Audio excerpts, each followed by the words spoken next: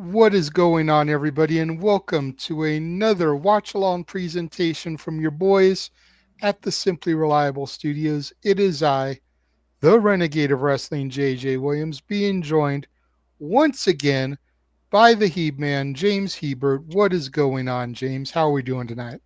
I'm doing pretty good sir. I am uh pretty busy, but that's nothing out of the usual or ordinary for me. Fair enough, fair enough. Same, had a couple days at work. Now I've got essentially a week off because of the way the scheduling is at work. Oh, there you go. Week the week goes Wednesday through Tuesday and they only seem to give me 2 days a week, so they gave me Wednesday, Thursday, and I don't go back again until Wednesday. Oh, So Jesus. unless somebody drops a shift that I can pick up and I get approved for it, I'm pretty much just chilling. But gives me an opportunity to get settled in at the new place, rearrange a few things, get everything set up the way I want. Have a proper full backdrop. Join Yes, the cool backdrop club. I mean, you see, I got my second bookcase now, so Yeah. got There all you go. that up and going. Yeah, man. It's looking good. My recommendation, I like the books. Definitely have your titles on display in each bookcase because that's going to be good. Because I know you have three, you said, right? You have the Ring of Honor, Yes, the Exhibition, and the... What's the other one? NWA, NWA, yeah. the 10 pounds of gold, if you will. If you will. Maybe a podium for one of them. Yeah, I'm thinking about moving this shelf of books, the second shelf down. That way, there's a belt on each side because that's Yeah. the Ring of Honor title there with Ah, the mask. the Mask, yes. The mask. The El El Renegado Renegado. de la Lucha Libre mask. Yeah, here he's And doing then pretty good. this shelf of books is like non-wrestling. It's Star Wars and shit. Maybe So a... I may drop that down one level. That way I can have my NWA title and my Ring of Honor title Yeah. Yeah, that makes sense. visible. Visible. And then the Yeah. top shelf there is all wrestling books. There you go. There you go. I have like one wrestling book, although you could hardly see it. It's the Daniel Bryan one. I have that. Yeah. And then on the very bottom, which you can't see, I have all my wrestling DVDs. Nice. This bookcase is all like the biography ones, and this bookcase has got all the pay-per-views. Nice. There you go. So Not too bad. Well, it's getting there. I'll start small. My backdrop used to look like shit before I improved it a little bit here and there. yeah, There you go. it takes a little work, work in progress. But as money comes in and free time is had, you can purchase what you need to purchase and kind of construct what you want it to look like. Yeah, for sure. Speaking of construction, people are going to be deconstructing each other as they rage some war. Yes, yes. So let's go ahead and get the disclaimer out of the way. We know that SmackDown is about to occur. Yes. For all you East Coasters. So please, no spoilers in the chat. No. None of that stuff. Behave. Yes. James doesn't really care, but as soon as we get off the air, I'm going to go and run it back. Yes, because it's on late for you, correct? Well, no, I have Sling, so I could be watching it now, East Coast time. But I wanted to do this because we were supposed to do it last week. My work schedule and communication amongst the team and Walter's hiatus kind of threw everything into a jumble. So that's why we're doing this tonight. Yes. And then tomorrow we've got GCW Big Time. We've got Shenanigans, Karaoke, the Music of the Muppets. Sunday we got another GCW show. Yep. Lots of stuff being added to the trailer. Hopefully a full trailer will be produced tomorrow. Yay! Or during Shenanigans. I like the way you did the yay there. Very Kermit the Frog-esque. Yay! That's how he does his yay. No. The way you did the Sometimes. first time, the way you did the first time was closer. Trust a Muppets fan. Lie! Yeah, that's a little There you bit go. closer. Fair enough. So no SmackDown spoilers, especially as it relates to the Money in the Bank qualifying matches. Even though I've got a pretty good idea who's going to win those matches. Because for the women, it's Chelsea, Mia Yim, and Alexa Bliss. And for the men, it's Solo, it's Phoenix, and I forget the third. I'm basically figuring it's going to be Phoenix and Alexa that qualify. So, Yeah, there you go. Fair enough. All right. give me 1 second. It's saying that I'm unplugged. So let me just check my connection, make sure I'm plugged in here because I don't want to die, and then we will get on to this. Okay. Well, you'll have to deal with my mug for now, folks. But yes, a lot of stuff coming for the Simply Reliable Studios brand. Um, and yeah, overall, some good stuff for everybody involved. So you will not have a shortage of content. It's just everything, as JJ said, got jumbled around because schedules keep changing for everybody, myself included, which is the reason why this show is kind of late. Friday, I think I was supposed to do the show with JJ, and then, well, things happened. I overslept. We didn't have proper communication, so we were just like, "Fuck it, we can still do it. We'll just do it this week instead." So that's what we did. So yay. There's nothing wrong with doing delayed watch alongs for some of these. Yes, it's probably honestly the easier way to do it if we're being honest with ourselves. Um, For some of them, yes. I mean, for others, like I like to try and do it live. Like the GCW stuff, I like to try to be on top of things with that. Yeah, because they're really good. This hog card, I wish we could have done live. I'm not gonna lie, because some of the matches here are fucking nuts. Especially now that I know what Mason's all about. Shit, man. I know, right? We've got Cedric Alexander versus Mike Santana for the Hog World title. Zilla Fatu versus Matt Riddle for the Crown Jewel title. Rich Swann versus Charles Mason. We've got Miyu Yamashita versus Indi Hartwell. It was just scheduled to be a match, and as we learned throughout the internet and spoilers, Megan Bain gets stripped of the title on this show. So their match ends up being for the vacant House of Glory Women's Championship. Not really a huge spoiler giving that away because everyone kind of already knows that. Yeah. We're not going to say who wins because we do want to react to it properly. Yes. Gringo Loco versus the Infamous. Ooh. And then there's a few other matches that take place. I just don't have graphics for them, so I don't know what they are. Fair enough. So we're going in blind on those. Yeah. There you go. So I do like me some. We just don't have a graphic for. Heads up. I do like some Gringo Loco. He's pretty good. Pretty good. He's kind of impressed me. Yeah, I'm not gonna lie. Yeah, he's really fun. So for those of you that have Triller Plus, you can go to the replays, find House of Glory Waging War from May 9th. Yes. Watch along with us. And we are going to hit the play button in 3, 2, 1, play.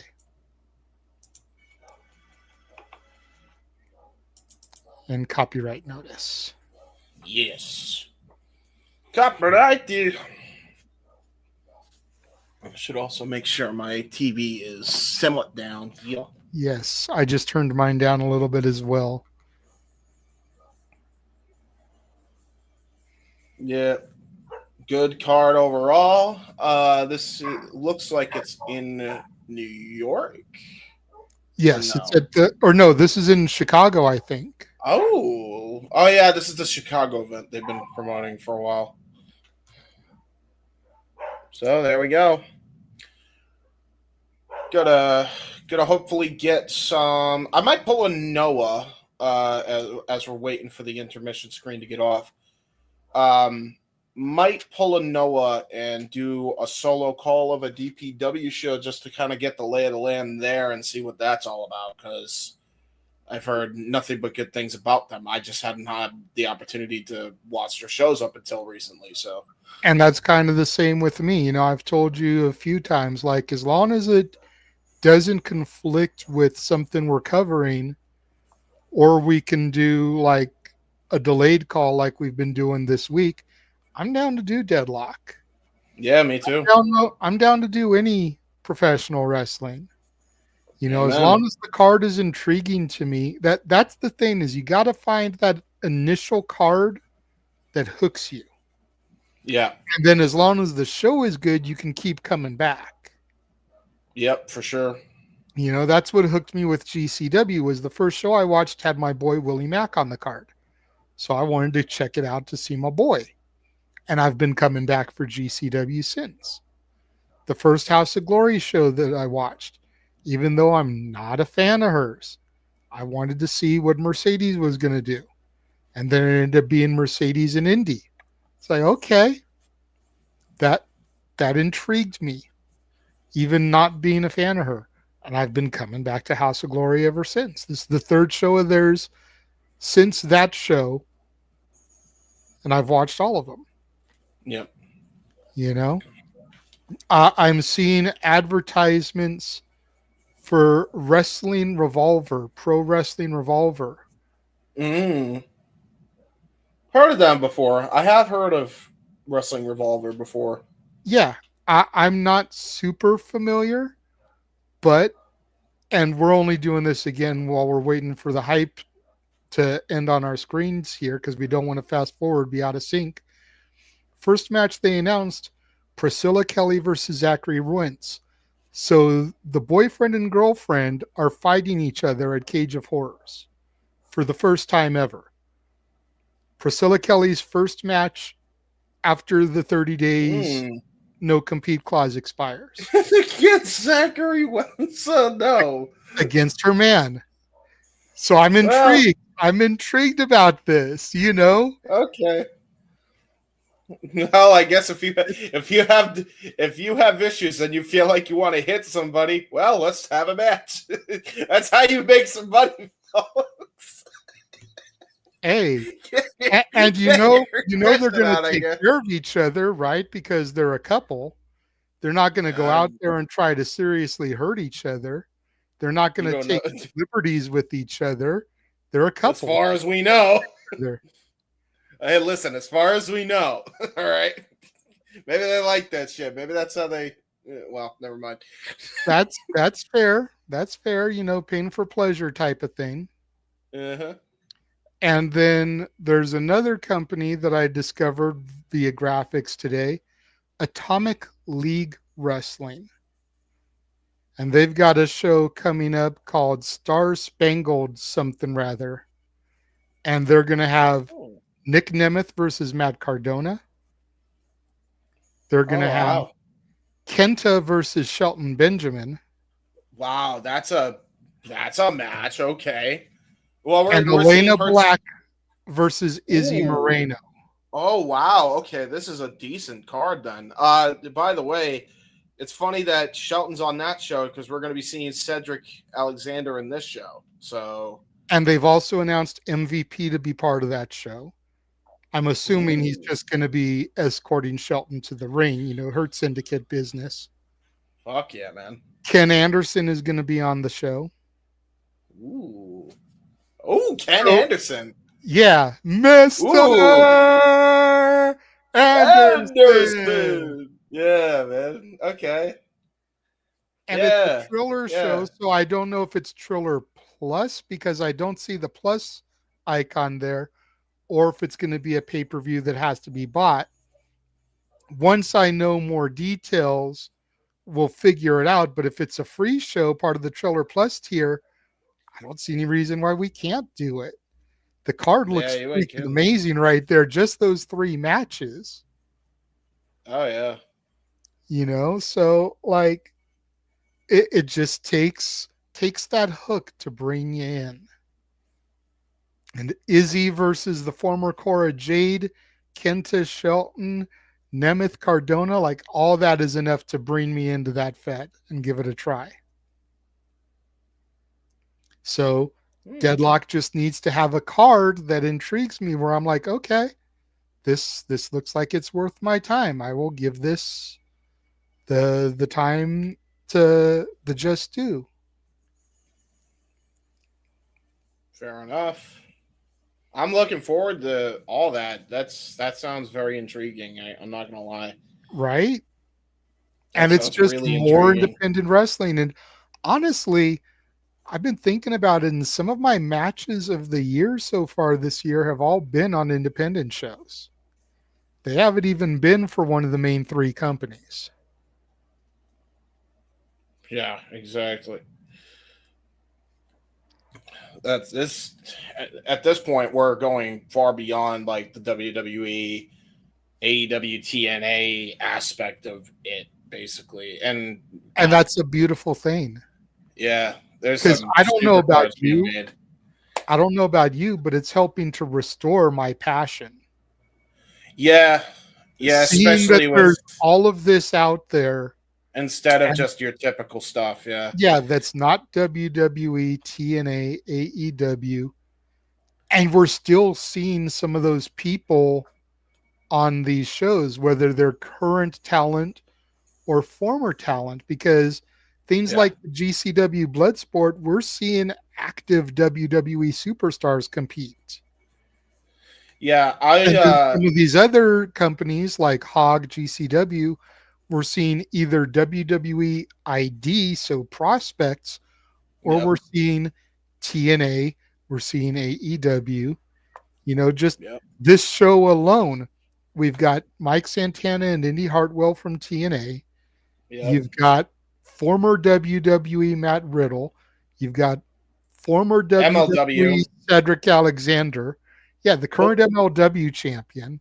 he's Former going up TNA against Rich Zilla. Swann. Yeah. You know, Good. There's some good fucking people on this card too. Like, and again, I think I'm familiar with everybody on the graphic now, which is like a change of pace from when yeah. I was familiar with not a lot of these people. It's funny because prior to WrestleMania, I knew not who Miyu Yamashita was. But I swear to God, James, every indie show we have done since WrestleMania, she's been on there. Yeah, At least it feels like she has. yeah. To the You point aren't where I've wrong. seen her that fucking much Yeah, since then. And I'm like, dude, at, when I was going into WrestleMania, I wanted to just make fun of her name.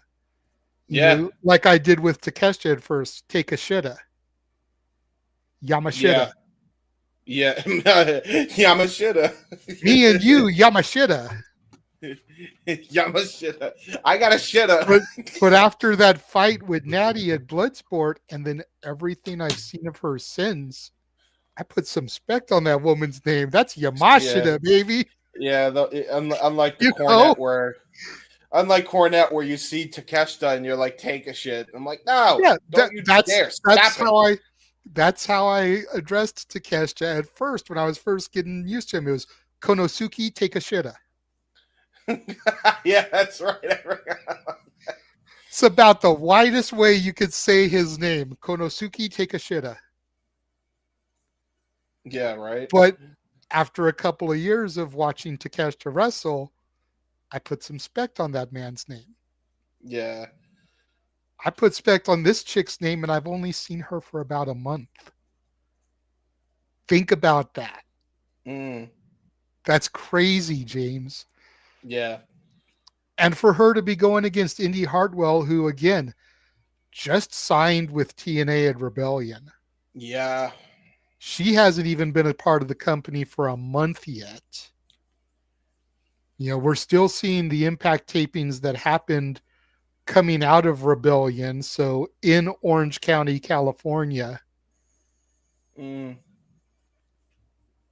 And Wow, here that's a she lot. is going against Yamashita. Yep.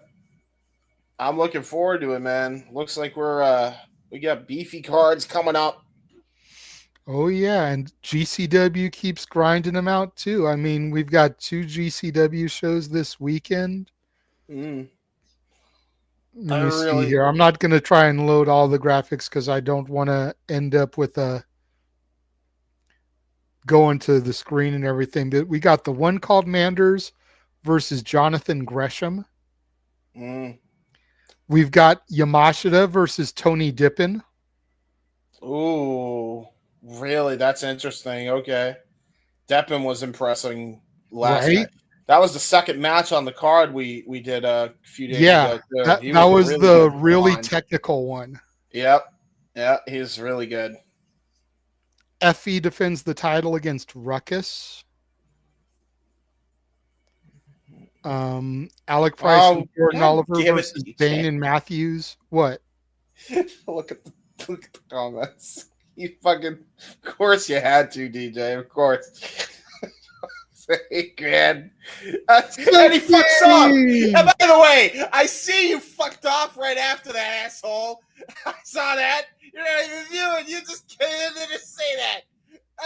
I'm calling him. Okay, we're still waiting on my call. Call Marcus DJ. Mathers versus Alan Angels.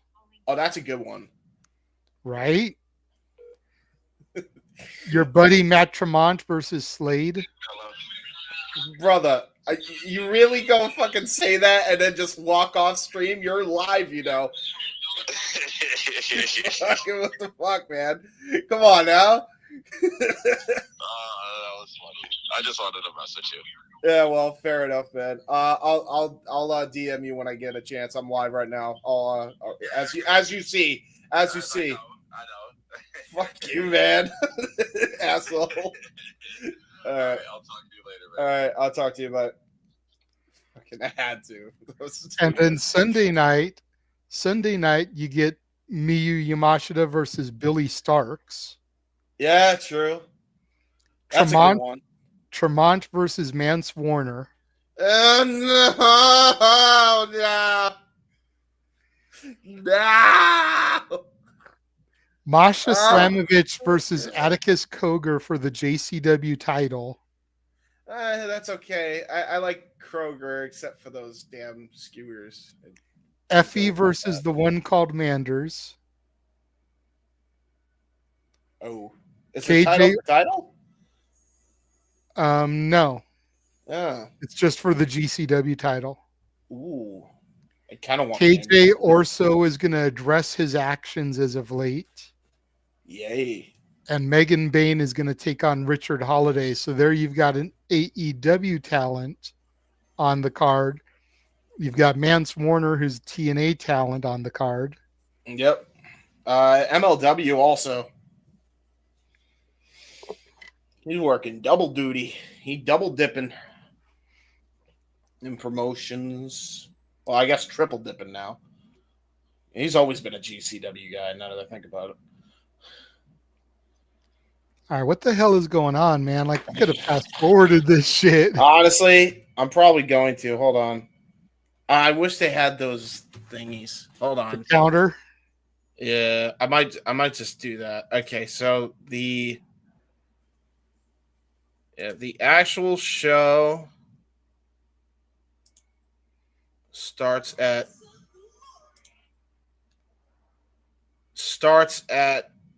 I think it's 16:31.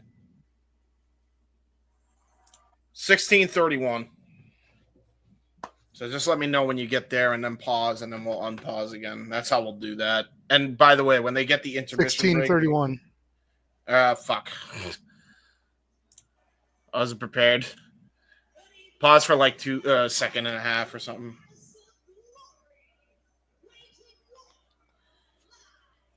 Okay, we should be good. I heard your TV, so I was able to unpause right where I was. Sweet. Okay. So looks like a hot crowd. Look at that. What do you think? Maybe about 500 people? Yeah, something like that. Looks pretty. Maybe 750. Yeah, something like that. And there's some people with some HOG Chicago shirts. Mm-hmm. First contest scheduled for one fall. By the way, when they go on intermission, let's just do the same thing that we did here. Yeah. Because that way we don't have to wait.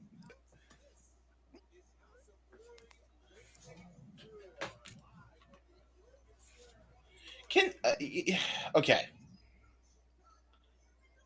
All right, so we got a hometown boy. Ooh. Joe Alonzo. I've seen him. Joe I've Alonzo. heard the name, but I don't recognize him. So Joe Alonzo is mainly a World Wrestling Council wrestler over in Puerto Rico. In Puerto Rico. That's the Cologne promotion. Yes, it is the Cologne promotion. He also showed up on AEW numerous times as enhancement talent, was primarily featured on AEW Dark, so no stranger to the big leagues here. Okay. You just spit on somebody. Yeah, he is definitely healing it up. I'm gonna say this real quick as we get into this. Okay, you guys in House of Glory, I know you're in Indi, so we typically don't criticize this, but I have to here. You have two of the biggest podcasters in the fucking world right now, right? And you're telling me you can't get decent audio equipment that doesn't sound like they're overmodulating the fucking microphones? What are we doing? Come on, man. You got JD and Solomonster, and they're like, all right, about what the fuck? Some of it is just the venues, though. Yeah, maybe, but it's the venues a lot of times more than it is the actual equipment. Yeah, I guess because so, the built-in house speakers and shit a lot of times is what they're trying to broadcast through. Because renting and hauling their own speakers usually costs more money. Yeah, but then just have them bring their podcasting shit, like bring their own podcasting microphone and shit. But that's only good for the commentary. That's not good for the announcing, for the ring announcer and shit. Oh no, the ring announcer is different. No, the ring announcer sounds fine. It's the commentary mic that's the issue. Yeah, that's what I'm saying. I never really notice it because the fact that we're calling it and we're talking over it. Yeah, no, that's fair. Who's this guy? Ooh, Ken something or other. Oh no, we missed his name. I feel bad now. We're talking over it. Ken Broadway, Cash Flow. Ken Broadway? Oh, Cash Flow, Ken Broadway. Okay, I kind of like that. So he's the baby face. He actually legitimately, by the way, handed out. I don't know if those are legit, but I think he just handed out. Handed out. Dude, you can go on a Temu and buy like a brick of $100 bills for like $5 that they use for like movie props and shit. Yeah, that's probably true. What he did. Is he Temu dude buys like a bunch of bricks props and just uses that shit for his entrance. Look at Joe Alonzo looks like he's leaving. What's going on here? He's trying to find that cash. He's trying to scrounge for it. He wants some of that cash. Could you imagine if he actually just came to the fucking arena with like stacks of hundreds for real and just started getting it out to the crowd? That would be nuts. Oh wow, I like the guy's style already in ring. Looks like he's got those almost the sashes there on the side of his tights, so might be dealing with a martial arts expert. Ooh.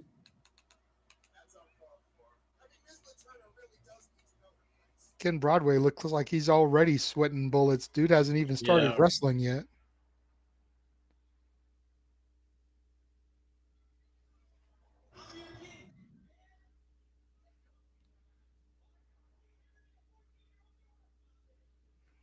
Oh my god, dude. Jesus Christ, Joe.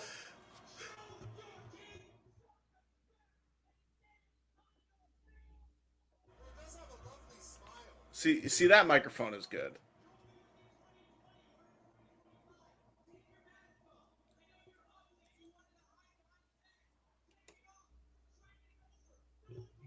Wow, bro. Dude.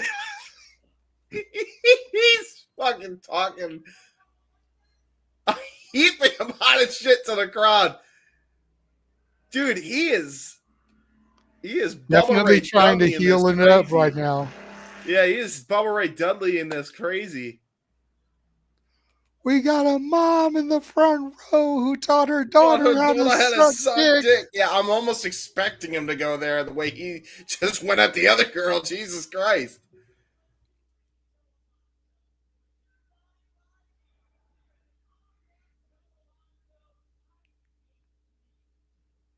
Uh-oh. Boom! And there he goes. Bell sounds for our opening contest. I don't know what Cash Money just said to Joe, but obviously he didn't take too kindly to that at all. No, he did not. Here we go. Wow, And Cash Broadway Money just unloading with the rights. Ooh, little flip flop and fly action. Ooh, good shoulder tackle. Leaped right into that. Already Cash kind flow, of not cash money, by the way. Oh, Cash Money. Cash flow. Gotcha. Well, Cash Flow definitely showing early signs there, almost of a Monty Brown with that shoulder tackle. Nice Irish whip reversal by Joe. Now Ken going to the middle rope. Ooh, Gerd Hurricanrana. Very nice off the middle rope there. Unexpected for a guy his size. Yeah, for sure. And now look at this. Ooh, was going to try to go for a dive. Joe Alonzo moving out of the way at the appropriate time.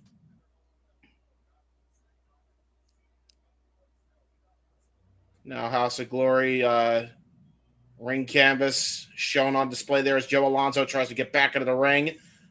Cash Money catching him off at the pass with a vicious knee. And now he's going to try to go for that dive one more time. Take into the skies. Holy shit. Got to be careful. As close as those guardrails are, it could destroy your sternum there. Yeah, it could.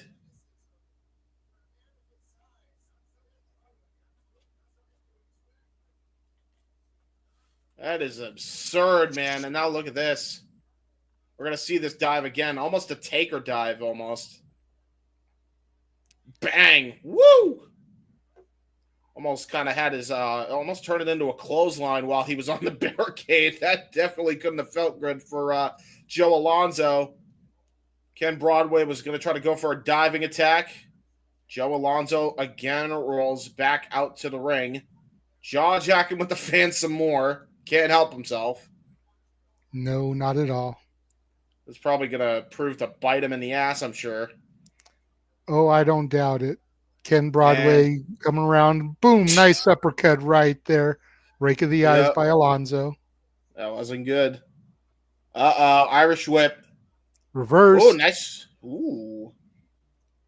Oh, God. But Joe Alonzo just reversed that charge into the barricade. I think he made the force of that tackle was so strong. I think it bent the guardrail. That was a vicious blow into the guardrail. That's why they call it high risk, folks.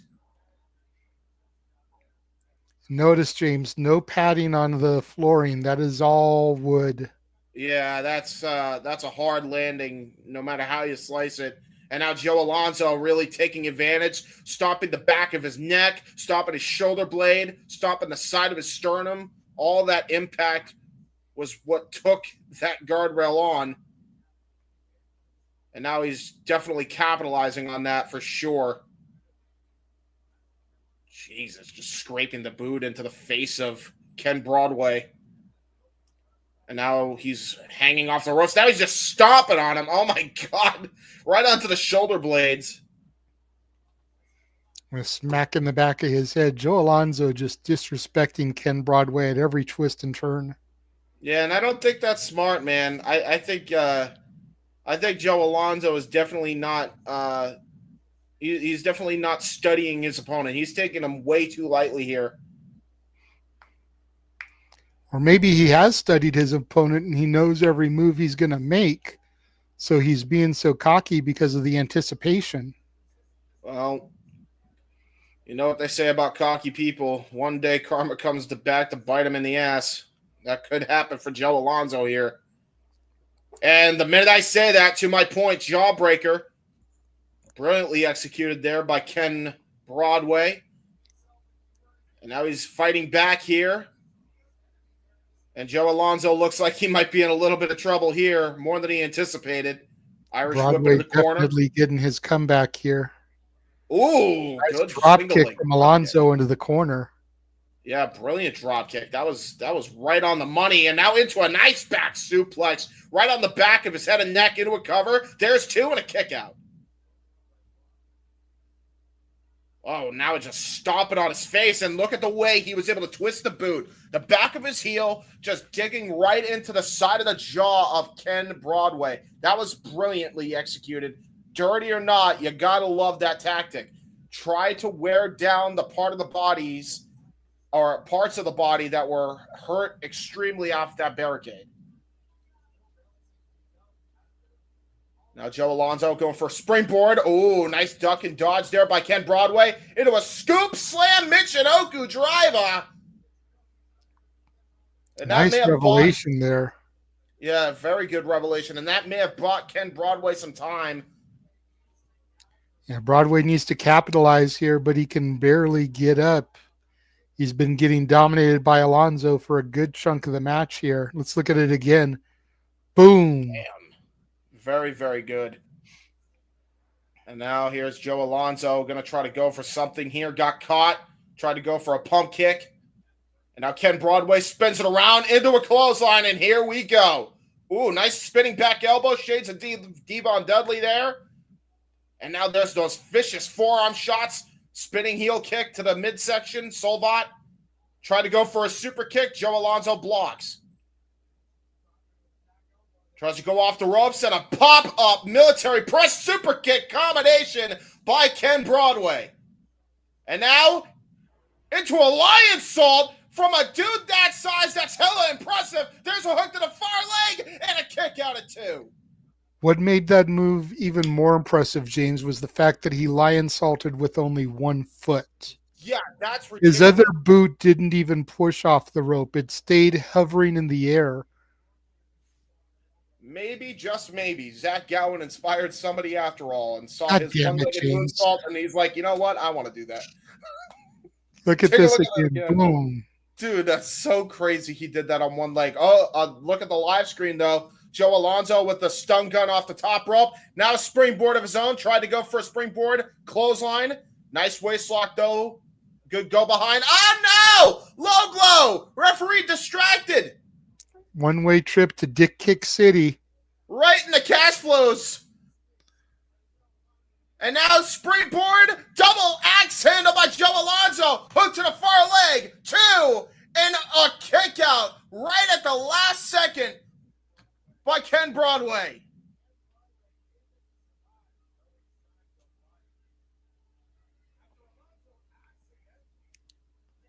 Really love that double axe handle, by the way. And that, honestly, if it was any other person, I think that honestly might have been all she wrote, especially with the damage that Joe Alonzo was doing. But I don't think Ken Broadway is any normal man. No, not at all. But Alonzo taking too long here, going to the top rope. Yep. Broadway The back cockiness. to his feet.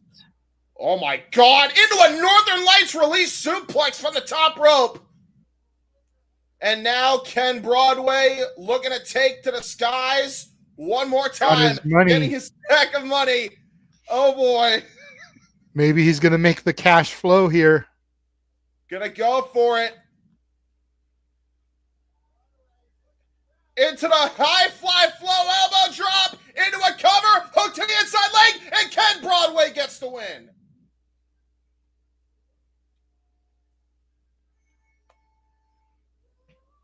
Very good.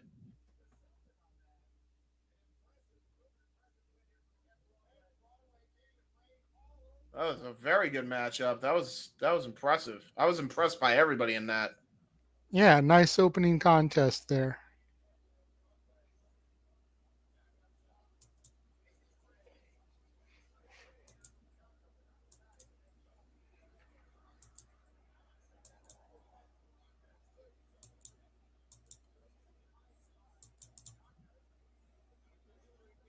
Nice. I got it in sync too. Yeah, that was a good match. Ken Broadway actually impressed me. Very reminds me of an early Monty Brown guy who should have gone way farther than he did. Absolutely. Way farther. So, athletic big man definitely has some big future plans for him going forward. And now we're, oh yeah, they always do these weird transitions. That's right. I forgot about that. I like both of them. I'm surprised that the way Joe Alonso was working, I'm surprised he has not been he's not signed by a major promotion. Oh no! He took a jacket and now he's rubbing his crotch all over it.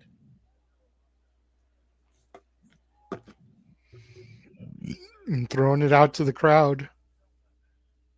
Oh no, he actually threw it into the rain.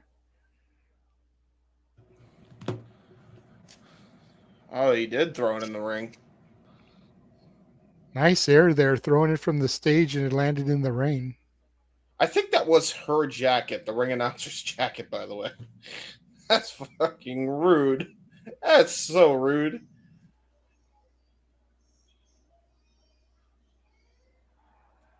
I mean, not for nothing. She's a looker. So, I don't know what they're doing, man. Here we go. Next match. Oh, that's maybe different person entirely. I thought it was JD Griffey, but it's not JD Griffey.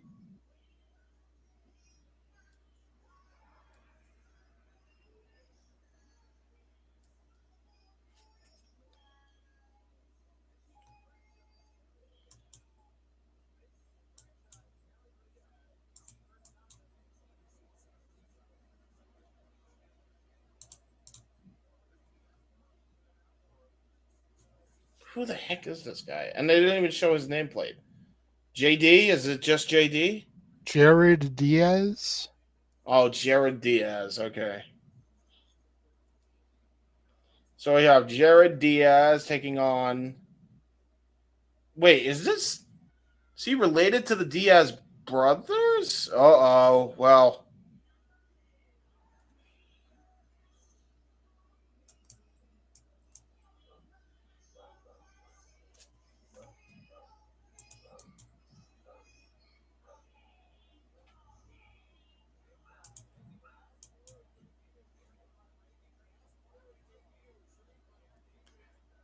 She's trained by Rikishi. Yeah, I was just going to say, whoever this is has been trained by Rikishi and Black Pearl. So, she's going to be hard hitting. Rikishi don't play. And she's a looker. Again. So, I mean, she's trained by Rikishi, but I'll tell you, I wouldn't mind stink faces. I don't know if anybody wouldn't have a problem with that one. Although, if you got a hip attack, I'm sure that can't feel too damn good. What the hell?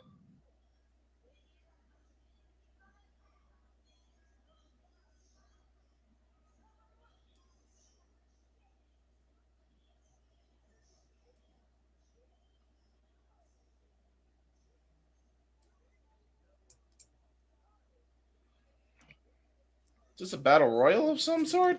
It's a 6-person match. Six. Is it just 6-person, like intergender? Like anybody can be in the ring at any time? Or I'm assuming so because there's a chick in there, and so far everybody else is dudes. So.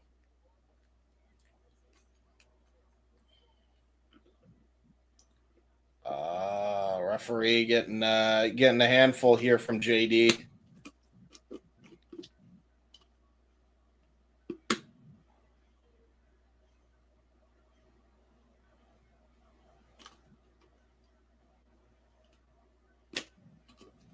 And then who comes out next? Oh, another female. Maybe it's a mixed tag? No. Brittany Brooks. Oh, shit. I know who that is. That's Rich Swann's girlfriend. Or Chris Bay. Chris Bay's girlfriend. Sorry. That's going to look bad. I'm going to get canceled. They don't all look alike, James. I'm sorry. I know. I wasn't trying to do that. The center of attention, Brittany Brooks here. Well, she's definitely the center of Chris Bay's attention, and I can see why.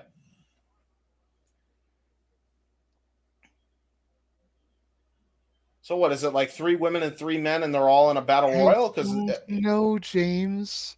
Let's wait and see what happens here. Well, we got a guy named OP.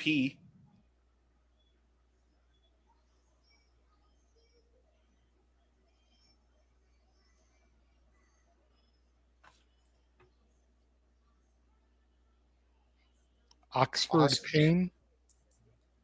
I see. A lot of Hog debuts in this match. Oh, okay. So these are new people then.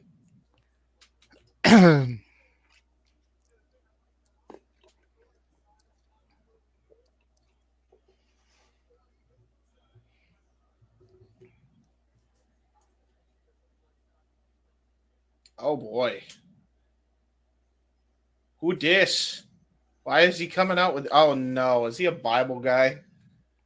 You're ahead of me. Oh, okay. Let me know.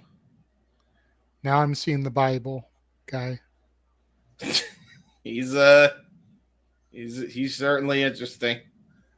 Let me know when he grabs a mic. He's got the mic.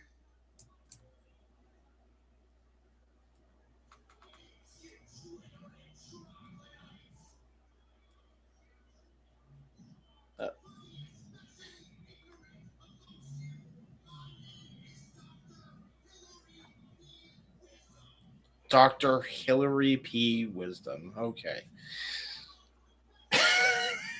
Okay. That's his name. Mm-hmm.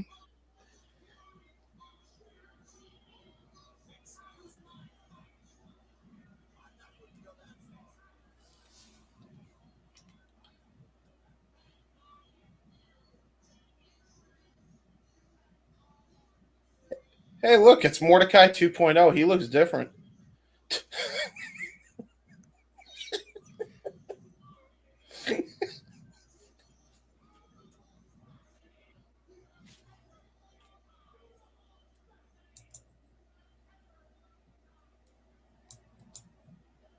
Got it. Who's the most beautiful specimen?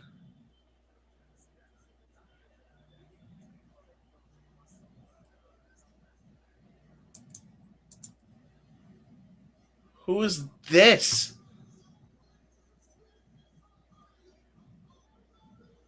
Someone from Puerto Rico.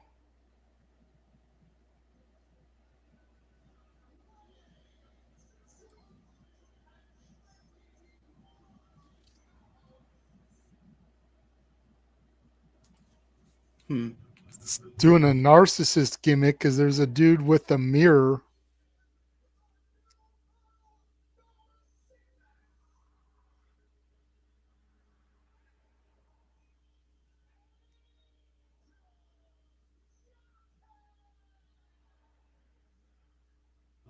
Angel Jackass.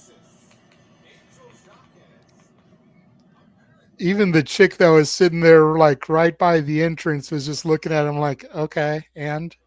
So you're a mark for Lex Luger. That's your gimmick. Huh? Okay then. Here's the problem. Your Nova, whatever I'm just gonna call him Nova. Nova, here's your problem. Or Novo. You know what?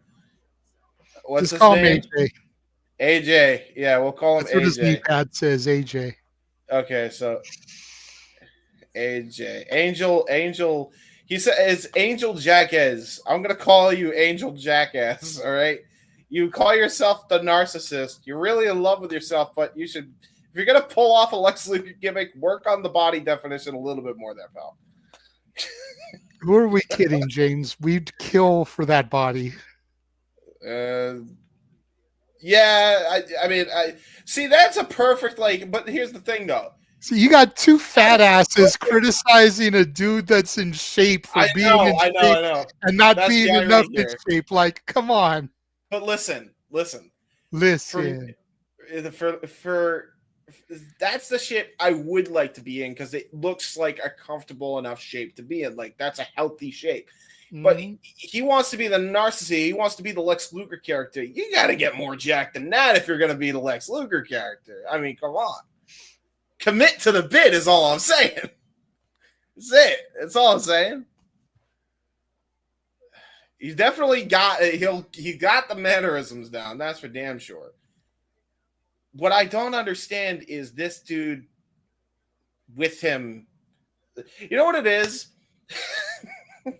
It's like this dude, this Bible dude, right? Being with this narcissist character, it really reminds me of like when Judge Jeff Jones was managing Mike Awesome. Shit still makes no sense. Why was a judge as a manager, and why was he managing Mike fucking Awesome?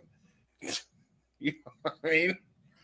All I know is dude looks like he went swimming in the pool of P. Diddy's baby oil. A little bit. A little bit. No, not a little bit, a lot. A lot of it, yeah. Yeah. Let's not front, James. Let's not front. A lot of it. Yeah, a lot of it. Okay, so it's a 5-person match, apparently. Ooh, Brittany Brooks with a suplex. The other woman with a German suplex, and now it's men versus women here. Jesus. So the women is now tag teaming everybody against. They're just taking everybody else out. Uh-oh. I mean, I wouldn't mind for the women to tag team me. That's damn sure. Hey, listen, don't give Chris Bay any ideas. Or actually, maybe. Anyway. Dude's still trying to get around walking, okay? Let's not. Hey, Don't want him blowing his back out while he's trying to still be mobile. Hey, listen, listen. There's always that's why you make sure they massage you afterwards.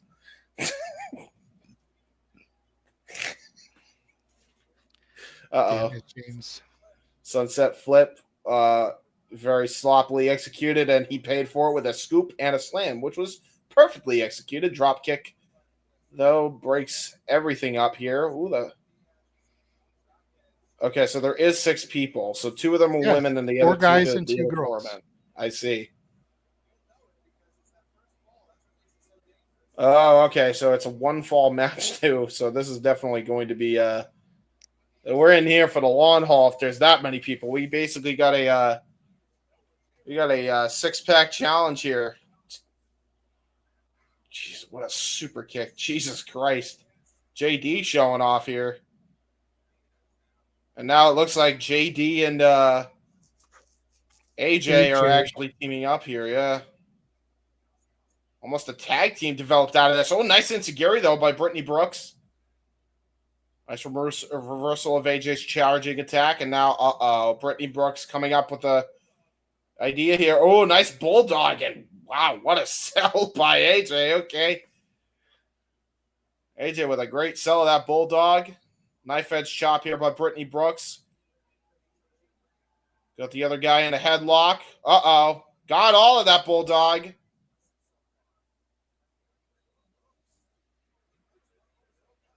Oh, Jesus Christ. What a super kick by JD. Face of the franchise. Oh, did he get trained by Shane Douglas or something? Who knows? Don't know. Uh-oh. There was a dive that was missed by... Who's this dude? It looks like he's injured. I forget. I didn't hear his name. Uh-oh. Diaz. Nice. Oh, great tope on Halo. You got some hang time off that, actually.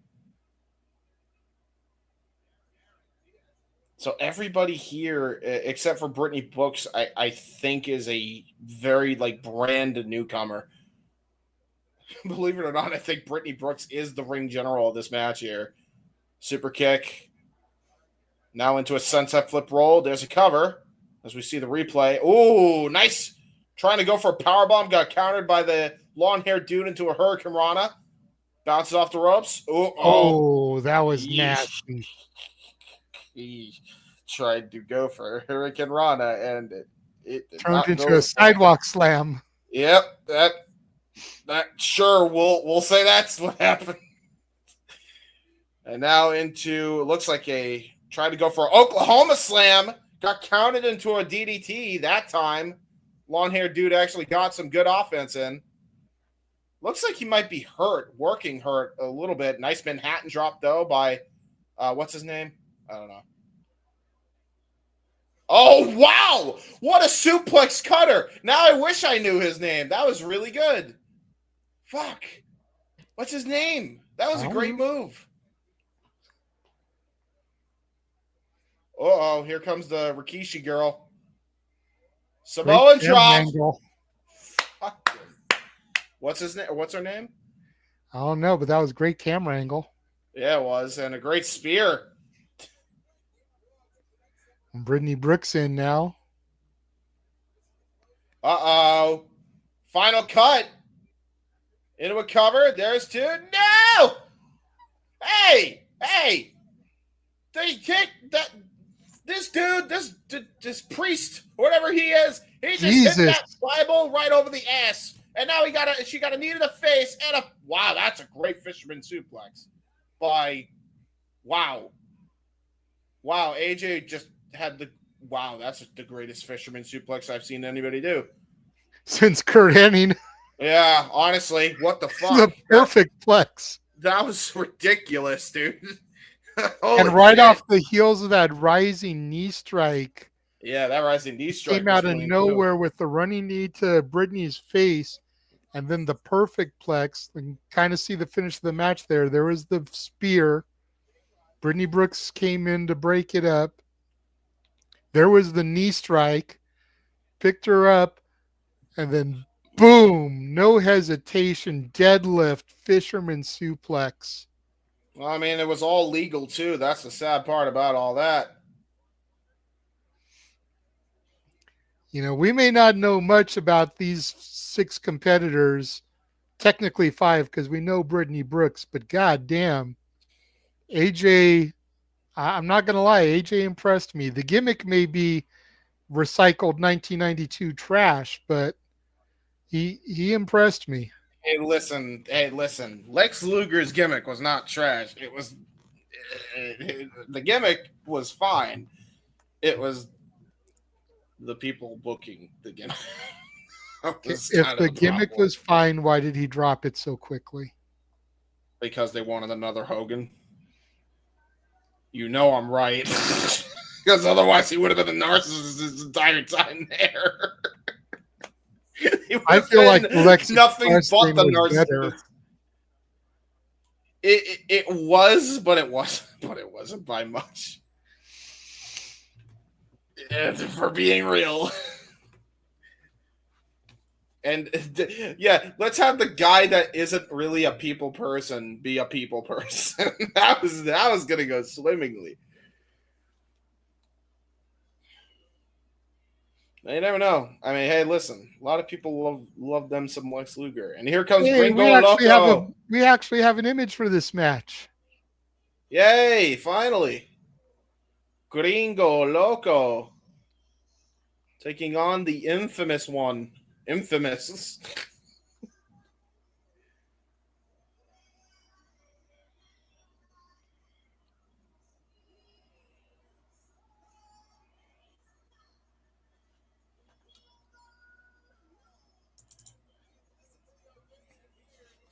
I've always been impressed anytime I've seen Gringo Loco get into the ring, and I don't think this will be any exception to the rule here.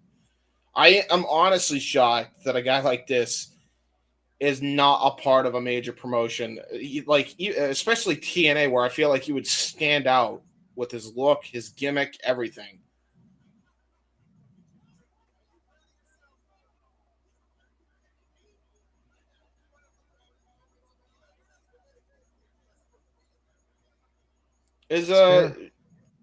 What happened?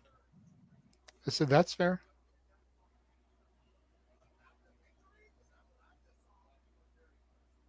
So, by the way, is JD on commentary? Because I've only heard Jason and the other guy. I don't think so. Huh. I haven't heard JD on commentary since the Mercedes show. Oh boy, that's not a good sign, huh?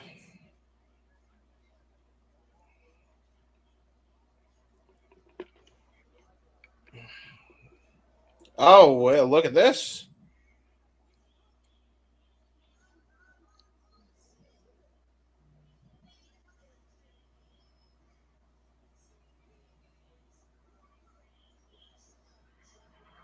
Ooh. Cruiserweight champion for House of Glory. Infamous. Okay.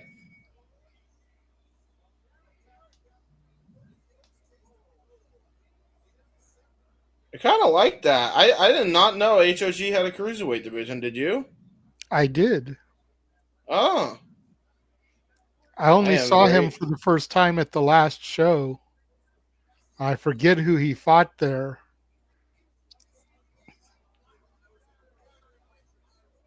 Darren Richardson is his actual name, but he goes by Infamous, so I'm going to call him Infamous because I think that's just easier. The infamous one is his nickname. Ah, I It's like got you. the infamous one, Darren Richardson. No.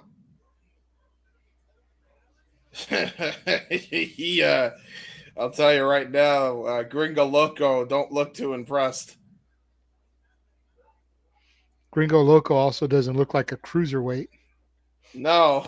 So why is he fighting for the Cruiserweight title? I mean, who knows? Maybe the Cruiserweight title means it's like the X Division title where there's no limits and it's like, open weight. That's our Cruiserweight. Maybe. Who knows?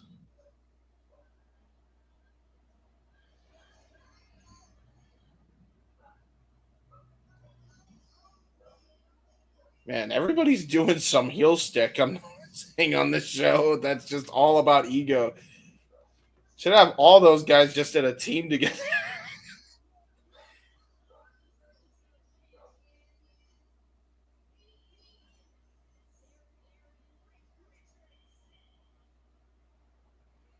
And that woman sounded so enthusiastic.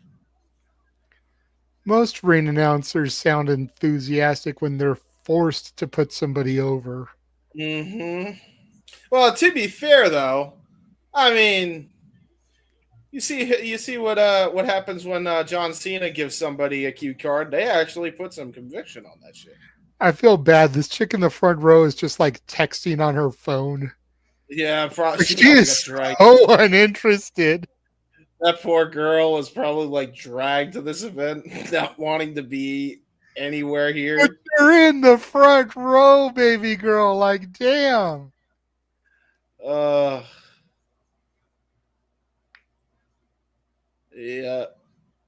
And you notice who I don't know if that's her boyfriend, but if that's her boyfriend, that boyfriend's super into the show. Not so much her.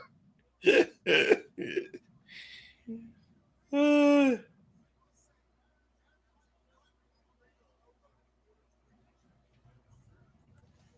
I guess he actually did beat Gringo Loco to win the championship, so this is a rematch, I guess. Okay, fair enough. Bell rings. Right the way. Infamous really taunting to the crowd.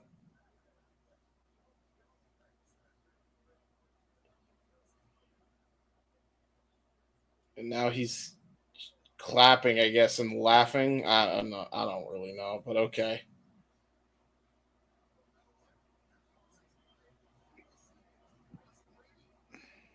And now here we go. Test of strength with Gringo Loco. Something tells me Infamous is not winning this one. Yeah, probably. Gringo Loco, he is at least giving up. Like, yeah, see, there's the athleticism and then the strength on display. Gringo Loco like has at least 25 to 30 pounds on the other guy. At least. Daron tried to go for a clothesline. Loco able to dodge out of the way. Ooh, nice Hurricane Rana, though. There's the leg strength. At least he doesn't skip leg day. Definitely showing off the leg strength and the agility on top of that. Now just dusting off the boots is Darren Richardson. Gringo Loco now back up to his feet. Great dodge out of the way there. Nice roll through. Nice kip up. Both guys showing off their athletic chops. And now Gringo Loco stops the action and does a little Rick Rude hip swivel. Just a taunt there to Darren Richardson.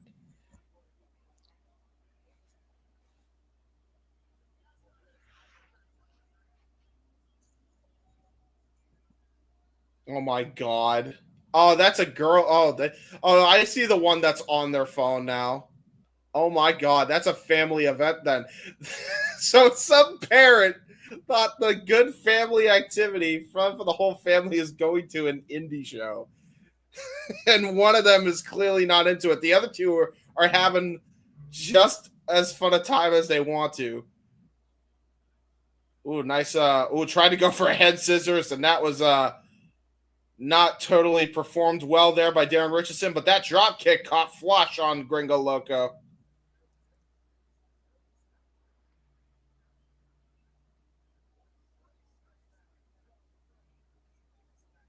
Nice kick. Infamous just stomping a mud hole in Gringo Loco. Now walking it dry. Yes, he is. Referee backing him up. Dude, that kid is so not interested in any of this. It's so distracting. Now I see what you mean. Jesus Christ. What the fuck? Look at the action. It's not like they're slouches. I thought you were talking about, by the way, when you were talking about the girl Texan, I thought you were talking about the other girl next to the dude with the gray beard and the HOG Chicago shirt who looked disinterested as well. Yeah, like, that is what I was talking about at first. Okay. Because there is two people that are on their fucking phone then. Because I'm seeing a totally different one. There's a child on the left-hand screen that's just like texting away. Not paying attention to I was talking about the girl sitting right there on the entrance ramp. Dude, that's so crazy, man. She just has this look on her face like, I could be doing so many other things right now. Poor girl, yeah. That's the same thing. And like, I hope that she's with the dude next to her, because if she's not and she's like a wrestler girlfriend being forced to sit there, like that makes it even worse. Yeah, man. Nice leg kicks though, as Infamous gets the upper hand here on Gringo.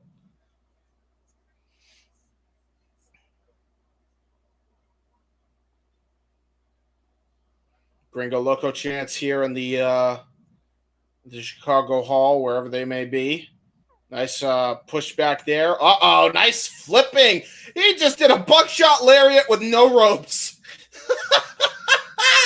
Gringo Loco just absolutely impressing everybody here into a nice Emerald Flosion sidewalk slam. That was interesting. And a kick out. Okay. Taking a page out of the Masawa playbook. I was not expecting that.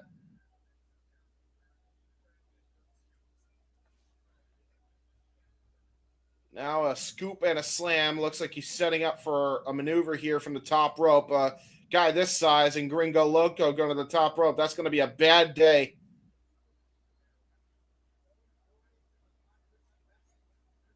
Crowd going nuts for those who are paying attention. Oh, shit. Split-legged moonsault. What he turned around and then hit the split leg. Yeah, dude. I was like, what is he going to do? Then I saw him drop. I was like, oh, shit, he fell. But then he got the revolution over. I was like, oh, he meant to do that. He did. He was doing this. Look at it again. Dude. Yeah, what the fuck? Holy shit. That was cool. Gringo shit. Going for the pump handle. Yeah, pump handle usually sets up for the Omega driver. Got countered there. Great spinning revelation heel kick. Right out of the backflip. Yeah, into a standing shooting star. And a kick out at 2 by Gringo. Infamous showing off some good athletic chops as well. Chick on the entrance ramp side's like, I'm going to tell all my OF subscribers about this when I get home. Oh, no. I can only imagine what that fucking weird combo I mean, look at her. Look at her. She's gorgeous.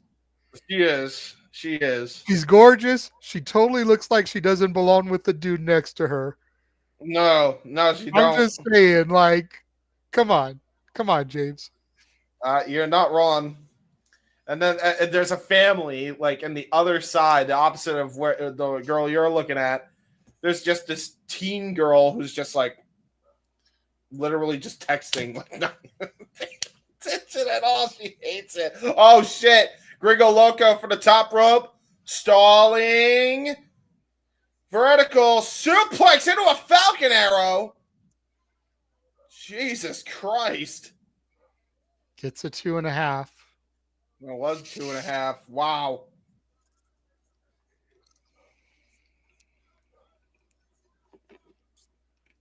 Wow, that was crazy.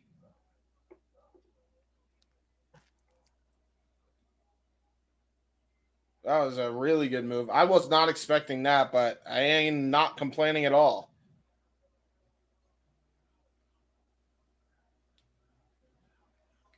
Fucking hell, that was actually like impressive that he held him up for that long. I don't care how small he is. Now, nice kick there by. Oh, sliced bread. A little Ultimo Dragon action with that into the SI DDT. Only got a 2 count.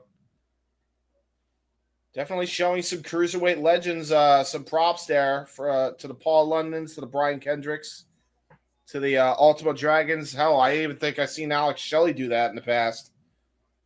No doubt. So whatever we think of Infamous, he definitely showing some love to the Cruiserweight greats with that move. Was not enough to get him to 3, though.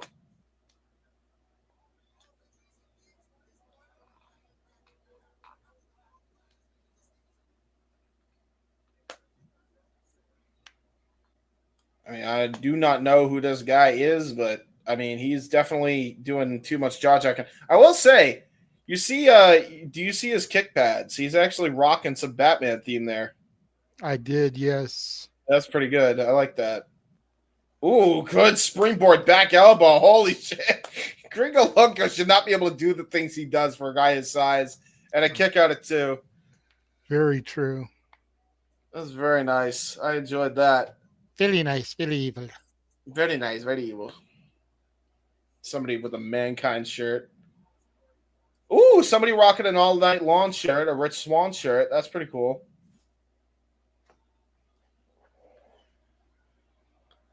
And those 2 girls in the front row disinterested. They're like, they're a fucking eyesore, dude. What the fuck? They're not reacting. React. Oh my god. Oh my god, Spinneroonie get up. Come on. Come on. You gotta react to that. That was a Spinneroonie get up when Gringo was going for the top. I was not expecting that from Infamous. Oh god, this is not gonna go well for either man here. Ooh, backflip. And now Daron. Oh my god. Oh, sunset flip into a backbreaker by Gringo Loco. Cover, hook to the outside leg. Holy shit, that was brutal.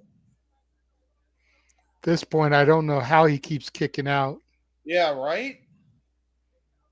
Definitely showing some heart, because that should have been it. Like, he came right down on the top of Gringo's knee. I don't even know if that was even intended looking at it now. Look at that. Bam. Right onto his knees.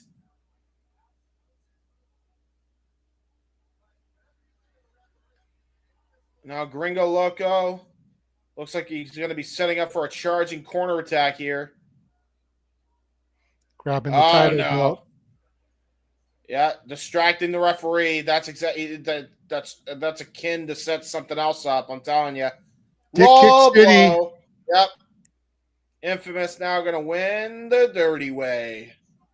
Going to the middle rope here.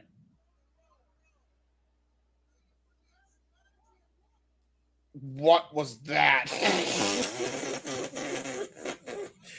Floppy, but it looked like he was going for a 450 into the code red. Well, he did it. I guess, kind of. Jesus Christ. Infamous trying to overhype how he won with by doing this. But that's code for I fucked up. Yeah, look again. Like, if he had connected. No. Look, if he had connected clean, that would have been a beautiful move. But oh yeah, got the revelation, but then he slid when he landed on his back and didn't get the full code red pop there. Yeah. Little How bit of was that? practice on that move, but E for effort. E for Hey, look, I don't see either of us fat fucks trying it, okay? He gets an E for effort. He gets an E for effort, I He's guess. still on the indies, okay? So he's not like he fucked that up in WWE, AEW, or something. Yeah, that's He's true. he's in the territory where practice that until that shit looks clean, and that could be the type of move that gets him signed. To be fair, to be entirely fair, it also could have been Gringo fucking it up also, because it did look like he was late on the rotation, to be fair. And the woman's back on her phone. Oh, she's taking a picture. Oh, she's doing something in relation to the show. JJ, the OnlyFans girl's doing something in relation to the show. It's a miracle.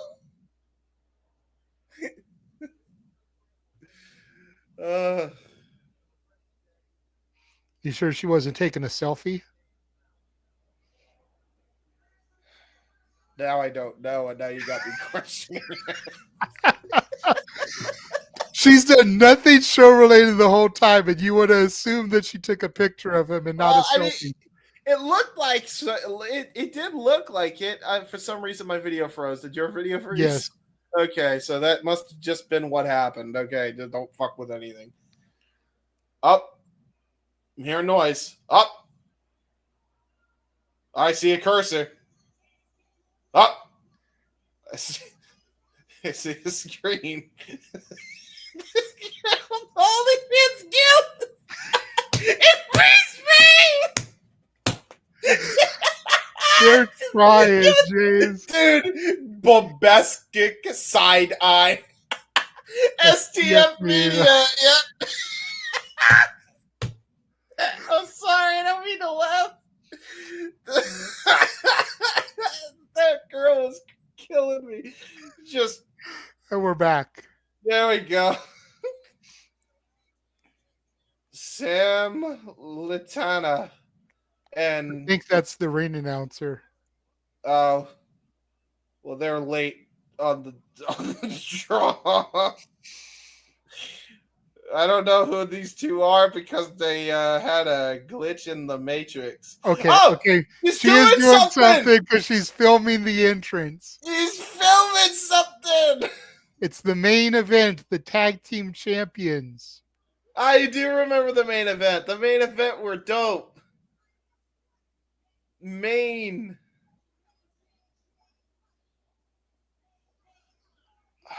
What the fuck is his They name? need to do shit with the Juggalos because they totally look like a JC Juggalo Championship Wrestling. Yeah, 100%. The Circus Boys, baby. Who the fuck is Lion Boy's name? Is it just Lionheart? I don't know. And then I forget the other dude's name, but I like this team. I do like them. They're really good. Yeah, and now she's up actually taking pictures. Okay, she's into the main event. She's into the main event. That's a good sign. She came here for them. And it looks like she's zoomed in on the dude in the turnbuckle. Maybe that's her man. Who knows? Teen girl still disinterested, still on her phone though. Well, 1 out of 2 ain't bad. You see her, by the way, right? Like, it's fucking insane, dude. The other dude nowhere. Nobody's doing. Like, she is clearly with family, not giving a fuck, right? And everybody else in her family has been reacting the whole time. She's just been like, what did he do? It's so nuts, dude. Oh, that's crazy. By the way, I don't think Isn't that the ring announcer chick? Who? Like the chick that you keep talking about. Like she looks like she's wearing the same dress as the ring announcer. No, it can't be. No, it can't be, right? No way. Why couldn't it be? You know, she gets in there, does her thing, goes back to her seat. Maybe. Oh my God, it is. Yeah, because out about the match. Yeah, that might be what she's doing then. But Jesus, okay. She may be the social media presence, putting out tweets and God. shit. My apologies to her then. I thought she was with family disinterested Yeah, in the because show. look, she was just talking to the dude in the hoodie, and now she sat back down. Yeah, she must. That's the ring announcer chick. She must be, because we just saw the screen skip a beat. She must be dealing with all sorts of tech issues then. That might be what's going on. Oh, boy. Ooh, great roll through by the Lion dude. He says, hear me roar. We hear you. Be prepared. Yeah, sure. Yeah, sure. We'll go with that. Oh, he's doing the Lion King. Gotta get a little scar action going. Long live the circus. Nice breaker there. I'm gonna call him Green Axel. Pants. Oh, it's Axel. Okay, we actually. I'm assuming that's what it says on his Rico Axel or Axel Rico. And I'm then not sure if one of them is Axel and the other one is Rico, or if his name is Axel Rico. But one side says Axel, the other side says Rico. So one guy says Latino, his tag team partner, on his boots. So I'm gonna call him Latino, and Latino is sporting for his gear, folks, a QR overall. Hold on now. Well, hold on. Not just a QR code. We gotta put some respect on this attire choice. He has suspenders that he doesn't even have up, with tights and pants that look like assless chaps, and inside his gear is the QR code. It's on his overalls, the QR code. What the fuck is that shit? I wonder if you scan it, if it actually takes you to like his social media page or something. Like that would be pretty fucking dope. Ooh, we're sitting here, we're clowning him, but if you scanned that QR code and it took you to like his X account, that would be fucking great. Dude, the main event just had a great flurry of tag team offense, and we just talked shit the whole way through. That was actually You're the one that started messing with the dude because of his QR code. That's true. That was a really good tag maneuver by the main event. Good for them. It's time. I remember this one. It's time to go through the hula hoop. The Lion about to perform for the circus. And there's the tope somersault through the ropes. Oh my God, he almost landed on his head. I'm not sure what would be worse, landing on his head or shattering his ankle on the barricade. Yeah, that's a good point. Because dude looked like he hit his ankle on the top of the barricade there. Watch again. Bam! Ow, ow, ow, ow, owie, ow, ow, ow. So I'm just saying, like, I think I'd rather land on my dome and knock myself a little loopy as opposed to shatter my ankle. Bro, because look at him. He's a hefty boy. Like, then you got to put all that weight on that ankle. By the way, look at the barricade where his ankle hit. It's dented, by the way. That's the second time that's happened. Where the fuck are they getting their bike racks from? Where they just get easily dented? Oh no! Head first into the post goes Lion Boy.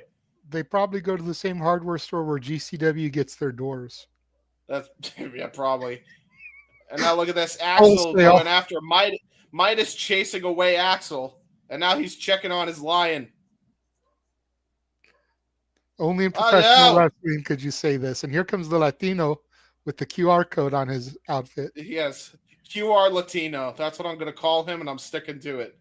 QR Latino getting chopped here and uppercutted by Lion Boy. Oh, God. Trying to go for a clothesline, it looks like, to the floor, and then just got raked to the eyes. Latino fighting dirty here. Little eye cheat and steal. Midas getting punched off the apron. I believe his Midas is black. I remember him now. Kind of jogged my memory seeing his name on his tights. Now Lion Boy in trouble as Axel comes into the ring and now just takes out Midas Black. Just going to try to isolate the poor Lion here. He's a lion fed to the wolves. Can you get it? Because he's actually a lion. Yeah. Okay. Anyway, Lion Boy fighting back. He's like, I am not becoming dinner tonight. Hear me roar. Hear me roar as he hits some kidney shots. Ah, but a drop toe hold, his own weight against him. I can't talk though. I'm pretty fat. And there's a joke by Axel. Oh, hey, don't you dare mess with the lion's mane. That's illegal. You are pulling on the competitor's hair. That is not right. Obey the rules. Yeah, that crossface locked in tight though. And it is Axel Rico. That was what they just said on commentary. Axel Rico. So is the other one Latino Rico? I don't know. Drop kick to his corner, and Axel Rico tags in his brother. Latino Rico. QR. Latino QR Rico.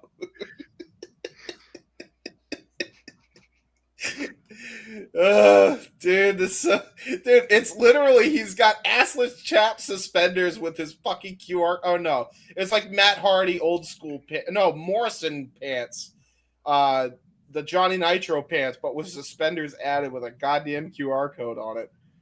Front face like here applied by Axel Rico onto Lion Boy, whatever you want to call him.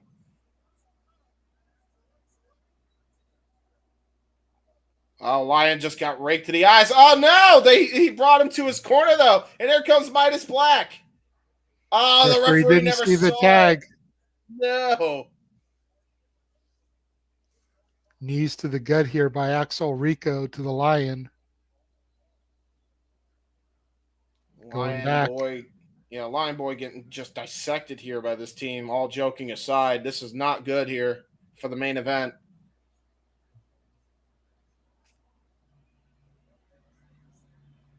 And now it looks like, dude, why are you both? Oh, okay, you're trapping him in the ropes. I thought you were both going for a double Irish whip. I'm like, what the heck are you two thinking?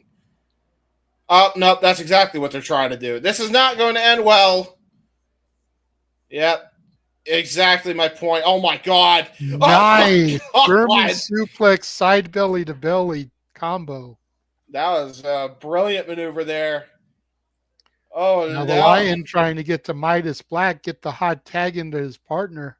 Yeah, they both butted heads, and then the other guy just held on for dear life, and that paid the price. Here goes Midas Black now.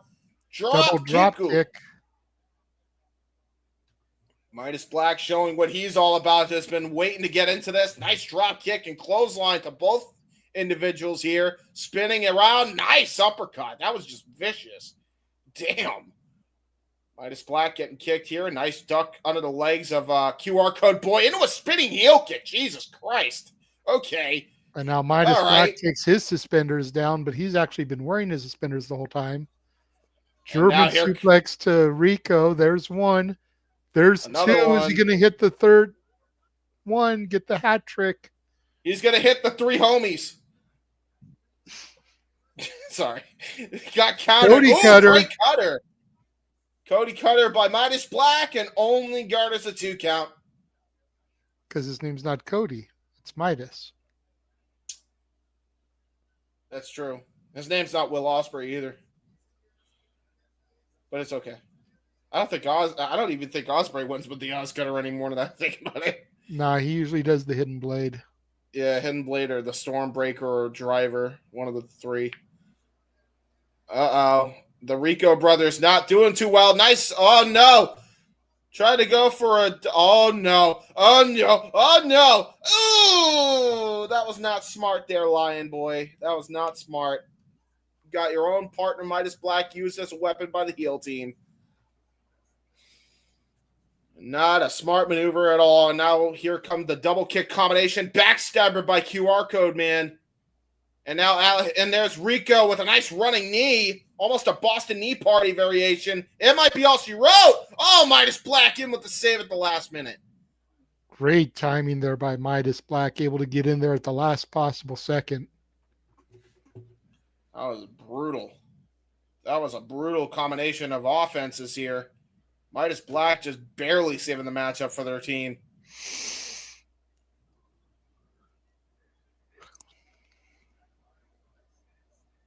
Midas and Lion Boy now trading shots with the Rico brothers, even though I don't know if the other one's a brother, but I'm going to call them a brother anyway. Jesus Christ, they're both just getting wailed on here by main event. Oh, insecurity by QR. Superman punch by Lion Boy. Rico now coming in. Charging strike there. Almost looked like a forearm right to the head. Trying to go for a discus lariat. Got countered. And a discus shoulder tackle by Lion Boy. That was different. Uh-oh, and here comes QR code. Oh, no. Oh, what? Silly string into the spear by Lion Boy. That was a great tag maneuver there by Midas and Lion. Very much so. That was really interesting. I like that. And now Alex Rico is in there all alone with main event, trying to fight 2-on-1 here. I don't think it's going to last for long here. Trying to go for a German. Uh-oh. Oh, no. Lion, don't German your own partner. Oh, there we go. Midas Black knew what was happening. Oh! Oh! Into the 3D X Factor. Main event with the cover. And main event get the win. That was cool. That was a really cool. I forgot about that move. I actually forgot about that move. I remember them doing it in the last Hog show we did. They did it through a table then, too. Still your champions, the main event. Yeah, hey, look at that. That girl is super into it. She's There dancing to the music. Like I said, I bet you that's his chick. Yeah, exactly. See, here's the problem, guys, all right? Guys and girls. This goes for either gender, right? If you have a significant other and you are a wrestler and you are trying to introduce them to the boys and girls in the locker room by having them come to a damn show, you better fucking impress. Like, goddamn. Come on now. Shit don't look good optically. I'm telling you. But I'll tell you what does look optically. What looks good optically, excuse me. Main event with the tag team gold still. Looks very good. And wow. Is that it? Wait a fucking minute. Did Lion Boys secure the bag? I don't know, man. He just hugged her. Okay. Lion Boy got game apparently. Good for him.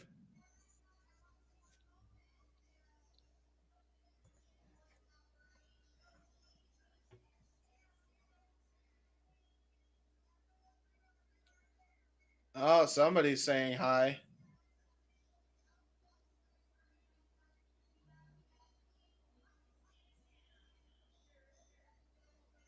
Ooh, they're plugging their shirts that they have on sale. The Santana shirt they're plugging. I assume the All Night Long with Swann shirt. They're plugging a few things here.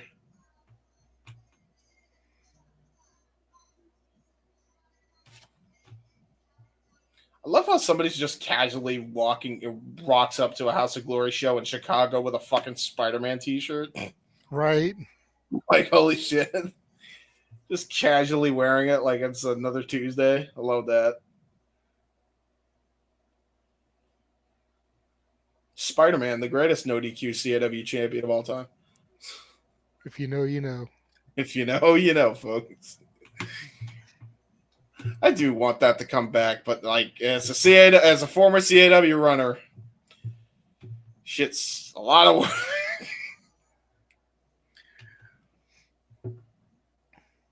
For very little reward. Uh-oh. They're dancing. I know what that means. Yep. It's a little all night long.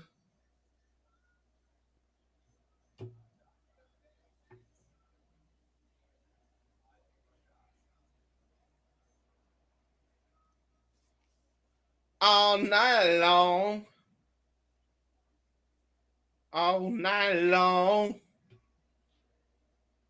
Where are you? Oh, there you are.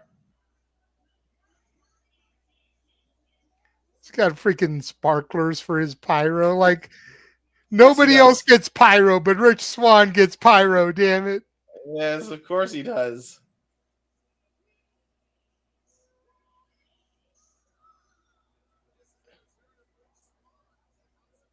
Man, it's been a while since we've seen Rich Swann, and other than the Dragon Gate Pro Wrestling show, he teamed up with his running buddy from Impact.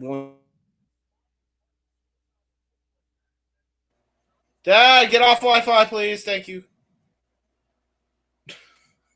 I almost went down. Sorry. Hello. You went Rero for a second. I was like, is that me? No, it's me. It's Normally definitely it's me. me. It's usually you. This time it would me.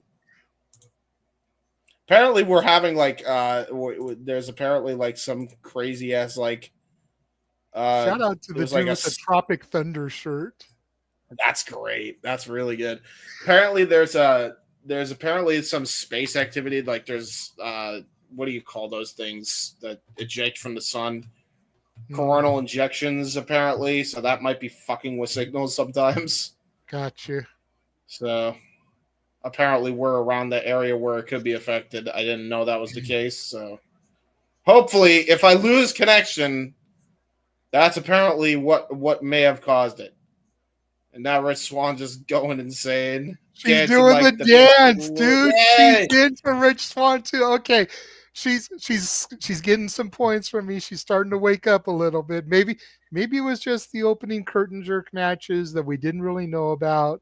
She wasn't feeling those. But which to be honest, I'm gonna be real. The last two, I see what you're coming from a little bit.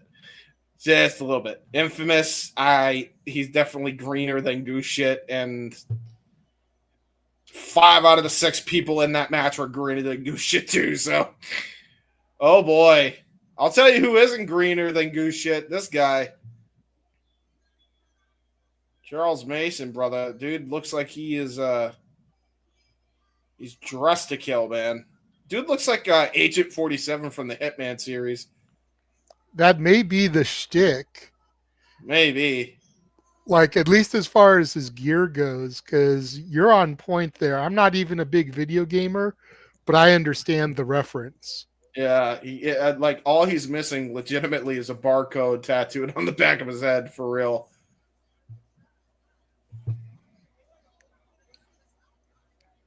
And like all he's got to do is go somewhere where you can get like one of those airbrush tattoos and fucking do that before a wrestling show. Yeah, pretty much. Because I wouldn't recommend getting a real barcode tatted on your forehead, the back of your head there. That's gonna hurt like a son of a bitch.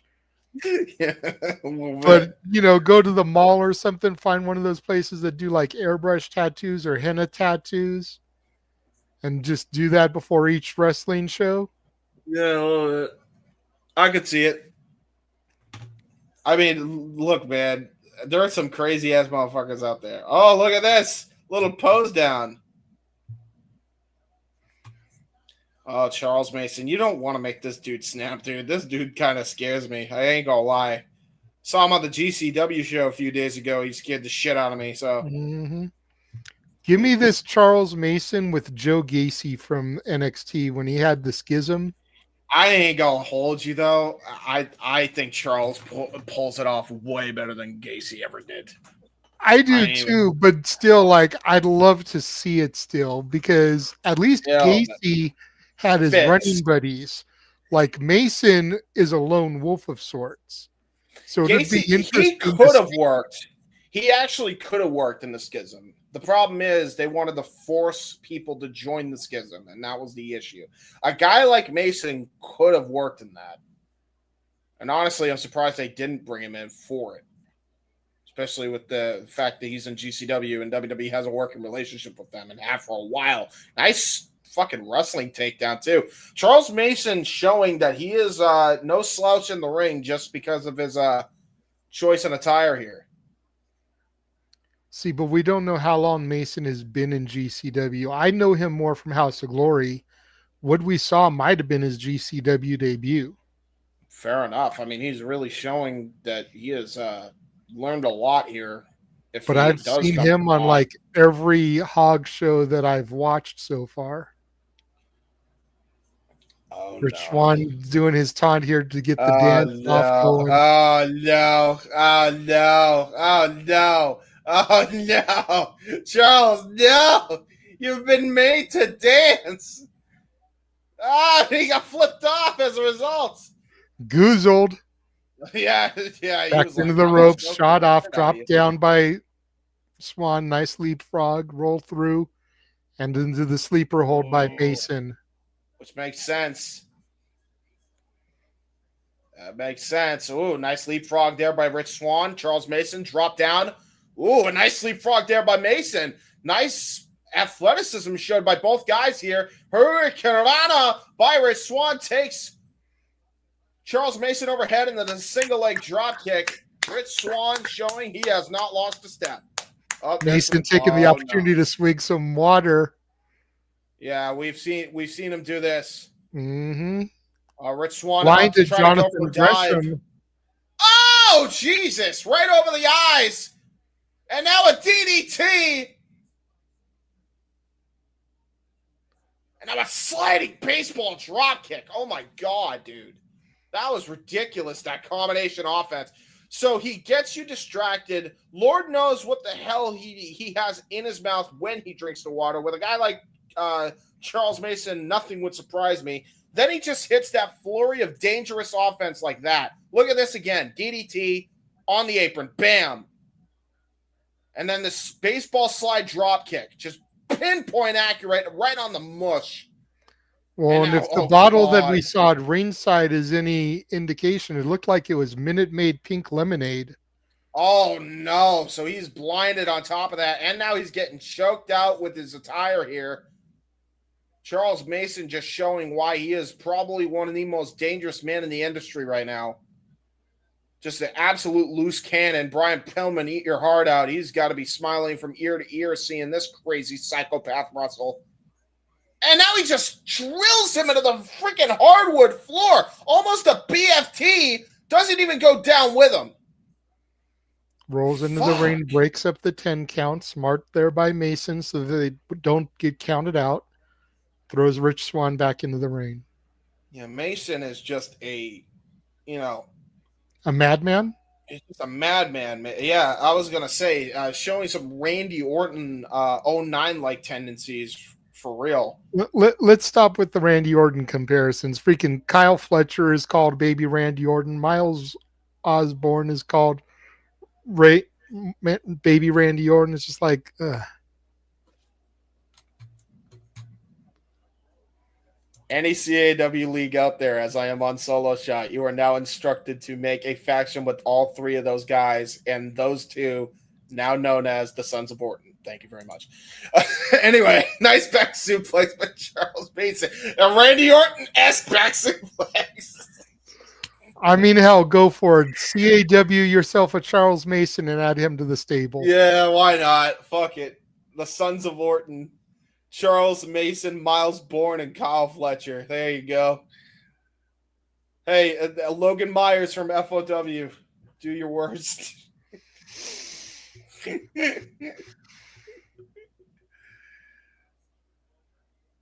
Now some up kicks here from Rich Swann, trying to get some momentum back on his side. Oh, geez. Nice kick right to the side of the head. And now there's that choke. We've seen him do that on the last show. A hanging sleeper. Never good to see a black man dangling like that. Oh, fuck. I'm no.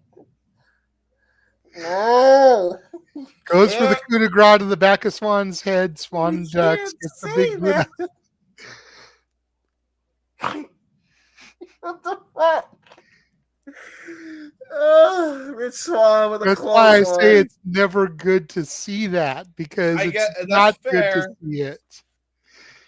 But as a commentator, you've got to call the action, and now Mason getting a drink. That time it looks like an actual water bottle. Sure. I'll tell you this. Oh, no. He's going to get spat. Oh, no!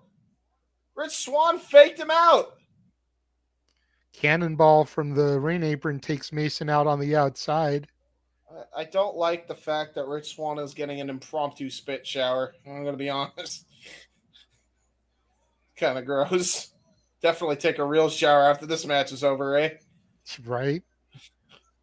I was going to say before that line was uttered about black men and nobody likes to see him get hanged, and he's about to do it again. Mason going back to the well.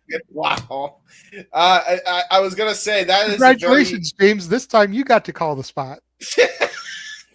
Nice Hurricane Rana there by Rich Swann. He literally leapt from the mat, wrapped his legs around Mason, perched on the top turnbuckle, and popped off that Hurricane Rana.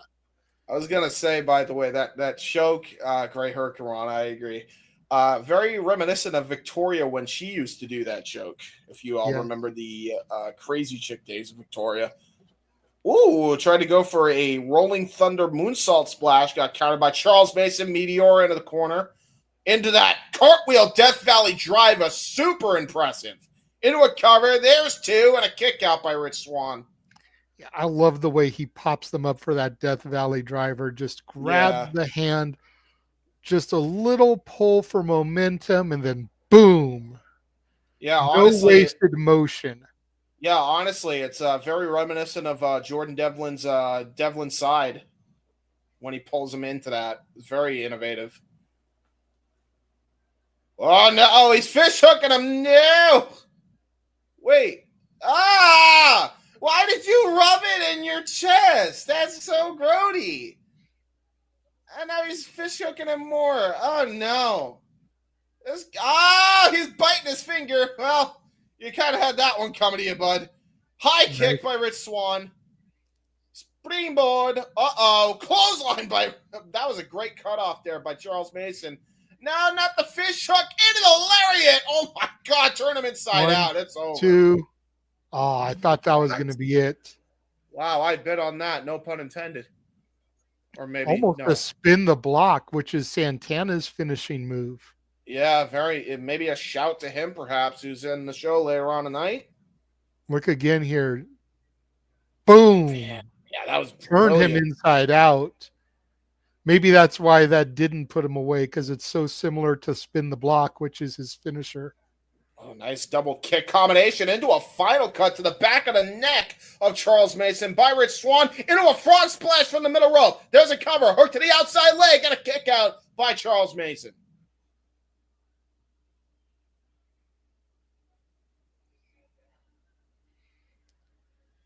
Damn, man. This is crazy. Good matchup. Rich Swann now trying to channel the House of Glory audience here to will him back into the match here as he goes to the apron. Oh, God. What the hell does he have planned? Ooh, try to go for... Oh, no! Looked like he was going for a cartwheel, but he ended up missing and fell on the outside. Shotgun dropkick by Mason sends Swann back first in the guardrails. Yeah, he tweaked the knee, and then on top of that, just getting drop kicked into the barricade. Oh, no. What the hell is Mason thinking of doing here? Speaking of cartwheels, if you guys missed us doing Reality of Wrestling, go back, check that out. Jack Cartwheel versus Cappuccino Jones. Nice. He was trying to go for that rolling Death Valley driver, got counted into a cutter, did Rich Swann, onto the hardwood floor. That is not good for either, man. Sounds like a good match, though. I love me some cartwheel. We should see cartwheel versus Mason. Who has the better cartwheel? Should always have a cartwheel off. Well, dude, his name is Cardwell, so I'm going to go with Jack Cardwell having the better cartwheel. Well, you never know. Hey, listen, not everybody has the better thing than everybody else. We have seen that many a times of wrestling. Many a times. True, but traditionally, if it's in somebody's name, they're going to have the best. Yeah. Traditionally speaking. Well, we know he is the master of the cartwheel. Exactly. Listen, even masters of their craft have an off day. That's all I'm saying. Fair. But Why that there should always definitely be a was not competition. one. Hey, listen. That's why there should always be a competition. You don't know. Oh, Jesus. A spinning discus punch by DDP. Shades of DDP. Or, I'm sorry, by Rich Swann. Shades of Shades of DDP. DDP. I fucked that up royally as they're trading blows here in the middle of the ring. They're just punching the shit out of each other. Oh, my God. Super kick, pump kick. Both men trading kicks now. Pump kick again. Bicycle kick almost by Charles Mason. Another one in kind by Rich Swann. Tried to go for a Solvat to the gut. Fish hook into the spin. The block got countered into a Rich Swann cutter. Springboard cutter does not put him away. What the hell? Okay. Right? Nice handspring into the cutter there. Going And now back look to at the this. middle rope again, looking for the frog splash again. No, 450 off the middle rope. He got all of it. There's two. Mason How is kicks he out. getting out of it? That's what Swann is wondering. Look at the expression on Rich Swann's face. He's like, okay, I don't know what I'm doing anymore. Like, he's almost asking himself, what the hell do I got to do to beat him? Ref, you suck chance. Ref, you suck chance. Wow. Well, let's see. Seems there may be a dispute of fans. No, at the last possible second, he kicked out. That was a 2.9. Referee made the right call there, much to the fans' chagrin. Looks like Rich Swann trying for the Phoenix splash from the top rope. Got crotched there by Mason. Oh, God, you do not want to be in this position here with Mason. No. Going to try to go for a half Nelson suplex off the freaking top. Got countered by Rich Swann. Possibly a middle rope. Phoenix splash. Oh, God, got nobody. And this might all be all she wrote. Oh, my God. Just got tossed head first into the turnbuckle, middle turnbuckle. Now going to go for the bastard driver. 1, 2. Charles Mason gets the win on Rich Swann. Big victory for Charles Mason there. Wow, dude. Dude, that was crazy. I don't even know if he needed to do the bastard driver. He just kind of launched Rich Swann like right into the middle post. Look at this replay again. Oh no, they're not even going to show it. They should be showing the move that led up to that. That's really what gave Rich Swann whiplash, dude. Yeah. That was brutal. Being lawn darted there into the ring post. Like, you know, there is no regard for anybody's well-being. This Charles Mason is a dangerous son of a bitch. And I like it. What? I've always really, okay, I can't say always, but from the moment that I started actually wrestling and studying videotape, I've always been a fan of the heels. That's fair. When I first got into wrestling, baby faces all the way. And then Hogan But turned. when I started studying videotape and actually learning psychology and shit, always had a thing for heels. It's part of why I was a Randy Orton fan for years. Still am a Randy Orton fan. I've been a fan of Randy Orton since day one. This Swann got brutalized, by the way. He is still clutching at that shoulder, dude. Like, you have to see this, guys. Like, this is why we encourage you to watch pay-per-view, because, like, even us commentating in audio form does not do it justice. Like, he legitimately, like, got chucked. Like, almost like, here's the best way I can describe it. He got javelined. Like, javelin, not the Johnny Gargano javelin. I mean, like, pulled from the tights and from his neck, javelined into this fucking thing. That was the sickest shit I've seen in a while. And then they followed it up with a fucking version of a tombstone, dude. The bastard driver, as Noah likes to scream out, showing aerial shots of Chicago here.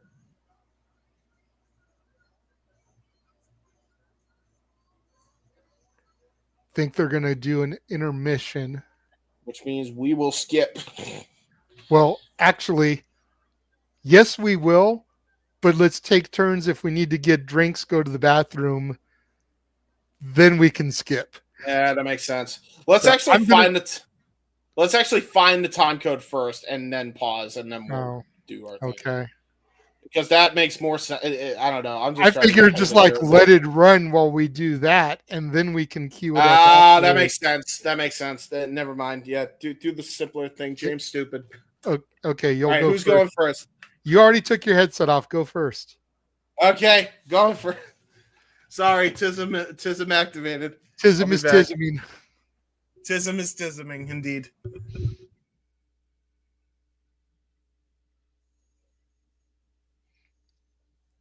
But yeah, again, we always recommend that you guys sign up for these platforms. You know, we're not getting paid. Let me go to Solo Shot here. We're not getting paid by them to show for them. We are just speaking from the heart as people who admire and respect and support professional wrestling and independent professional wrestling. Title Match Network, I think, is $9.99 or $14.99 a month, and you get access there to Reality of Wrestling, VIP Wrestling, Mission Pro Wrestling, a bunch of shoot interviews and stuff. Basically, a lot of Texas-based promotions. And then the Triller Plus tier of Triller TV, I think, is $9.99 a month. And you get access to House of Glory, GCW, Defy Wrestling, and so many other companies there as well. So for roughly $25 a month, which is half the cost of an AEW pay-per-view, and I'm not bringing that up to hate on AEW, but for half the price of an AEW pay-per-view, you get access to all these other companies, a lot of whom do shows every month. GCW does shows like every other week. They do like 4 shows a month on Triller. So just for them alone, it's worth it if you're into that stuff. Or if you want to watch along with the action, as we call it. But definitely recommend you guys investing in that stuff. It support professional wrestling, support independent wrestling. We still have Indi Hartwell versus Miyu Yamashita coming up. We've still got Zilla Fatu defending his Crown Jewel Championship against Matt Riddle.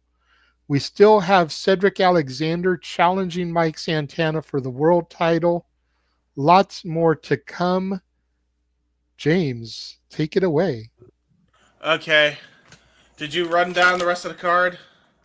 I did. I just hyped up the last matches we knew, and I gave my shill for why people should support Title Match Network and Triller Plus. I agree. All right, cool. So I know what I will do. To the 4 people watching, you are about to get a review of some goldfish. This is what we call a super cool food review. Hi, Matt. How you doing? All credit to Matt Eldridge for this. Carrying on his legacy of that show. I don't even know if it's still continuing, but I will in his honor. Impromptu segment here. Let's see how these goldfish taste.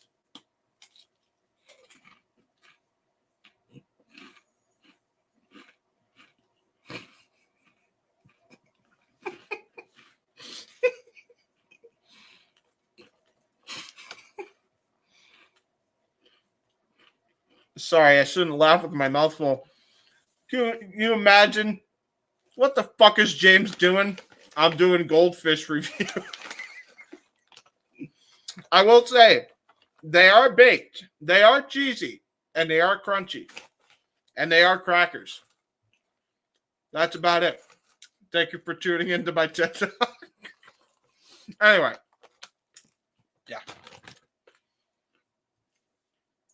I don't know what else we're doing, but I hope everybody's enjoying the show. I hope I can provide some comic relief sometimes. Not all the time, but sometimes. Hit and miss.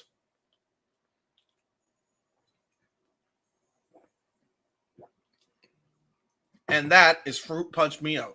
I highly recommend if you're trying to lose some weight, which I am trying. I've been walking every day. I've been cutting back on soda. Get yourself some Mio. Don't overdo it. And this stuff is really good for any bottle of water that you own. You could squeeze a bit of that Mio stuff in there, shake it up. Do not get the high energy ones. I know there's differences, but yeah, do that. Mio without high energy. So there you go. I'm going to tell him what happened, folks, as he is back. I will also be off camera, so that way you guys don't see me eat anymore on camera, but for the bit I had to. JJ, while you were gone, I did a goldfish review. All right. Well, how much food do you have to eat there, sir? Just goldfish to snack on. That's about it. Oh, okay. Is it a lot of goldfish? No. Or a little goldfish? Okay. Then we won't fast forward until you're done eating. Hopefully by then it'll come back. Okay. In the meantime, we can just kind of discuss, the matches so far have been, we'll say, entertaining. The first couple definitely had some issues getting the crowd into it, but once we got to the tag team match with the main event, things really started to pick up. Rich Swann, Charles Mason, match of the night so far, in my opinion. Oh, yeah. Yeah. By a country mile. And then we still have at least 3 matches, maybe more. That tag match was pretty good, by the way. That's what I said. The tag match was bad by any means. My opinion, probably the second best match of the night was the one with main event. Yes, the tag match. Yeah.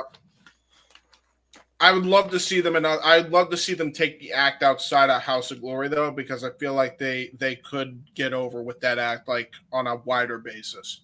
So, yeah, like I said, I definitely could see them doing stuff with the Juggalos. Yeah, for Juggalo Championship Wrestling, I could see them in GCW for real. Possibly, but I think they'd really fit in with the Juggalos. Oh yeah, the Brothers of Construction. I think that's the tag team name of the clowns and everything. I'd like to see them versus the main event.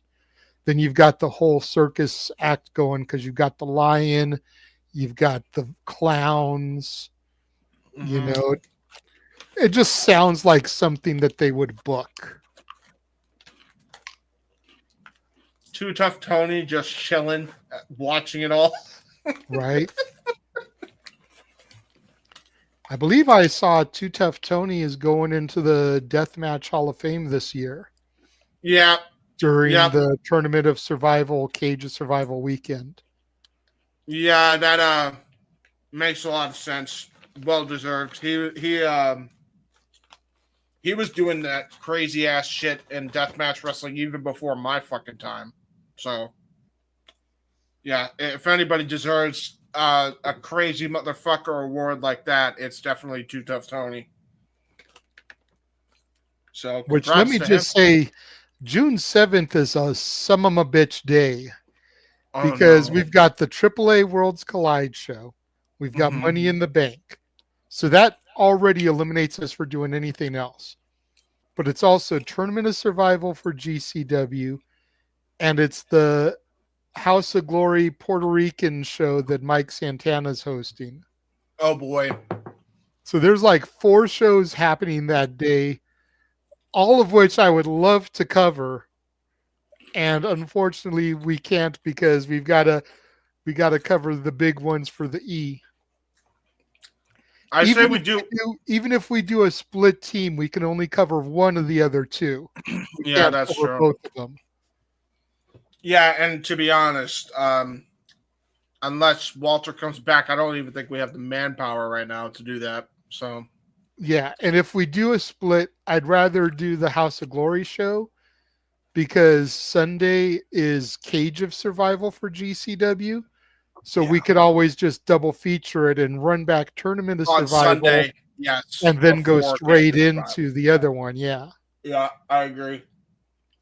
Give ourselves like an hour break in between so that we can let our computers rest, get food, whatever, and then come back for the other show.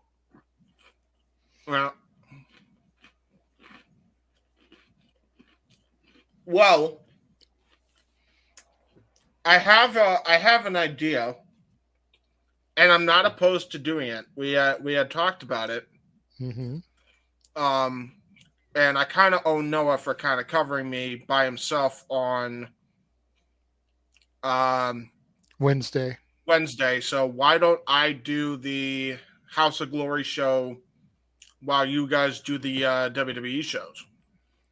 Possibly. I could solo it, or I can even try to call up Statboy, see if he could join me for it, because we know he's actually pretty damn good too. We have not tried to call Statboy for time, and I know his schedule is what it is, but if he can't do it, I'll just solo it. I don't give a fuck. Right. So maybe we'll do it like that. Well, the other thing to consider, and I'm not suggesting this because I'm opposed to your suggestion, but the other thing to potentially consider is with it being Puerto Rican weekend, so being a Latino themed thing. Yeah. See if we can get Walter and Datilla to do the commentary on it and get the Spanish commentary. Oh man. Maybe I'm just there producing, and I'm just like, hold on, I gotta actually be on camera for this. Have El Renegado de la Lucha Libre pop in and be like, see.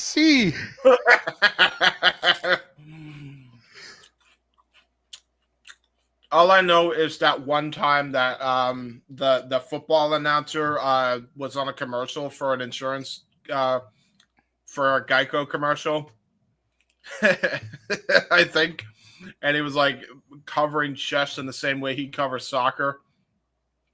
So, anyway, you know what I'm gonna do? I'm favoring the ref. Good. All right, I'm going to start fast forwarding. Me too.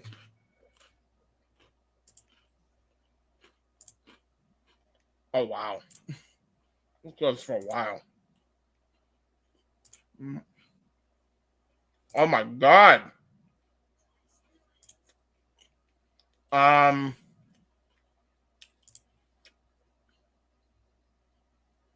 Okay. I think I'm there.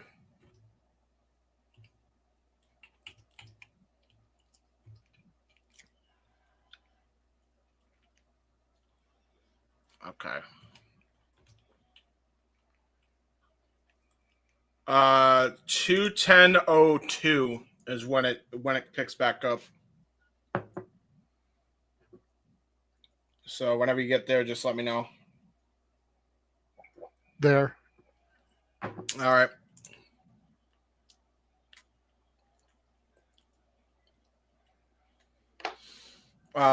And raining out. There we go. Shot of the exterior again. There we go. And the sounds of downstate, baby. Oh shit. Downstate. Mm-hmm. Oh yeah, that's right. Indi Heart won't quit. You know, a couple years back when it was still open mic night, I remember asking people which band had the better legacy when it came to entrance themes, Motorhead or Downstate. And everybody looked at me like I was fucking nuts when I said Downstate. Oh, because 100%. They're all like, oh, Motorhead. Dude, with every passing entrance theme, I'm like, dude, Downstate is proving they have got the better legacy when it comes to wrestling themes. Yeah. And now they do Chris Van Vliet's theme for Insight. They do Indi Hartwell's theme. They do so much shit. Well, there you go. It's like, bro, how do you knock Downstate? You can't. Like legitimately, I brought my old laptop from my old place, the one where the fan is like really, really loud. Yeah. But I brought it because that still has a CD burner in it. I'm Yeah. legitimately going to make me a CD of just downstate entrance themes, dude, Yeah. so that I can put it into my OG player over here because I've got one of those units that's like, looks like the old school record players.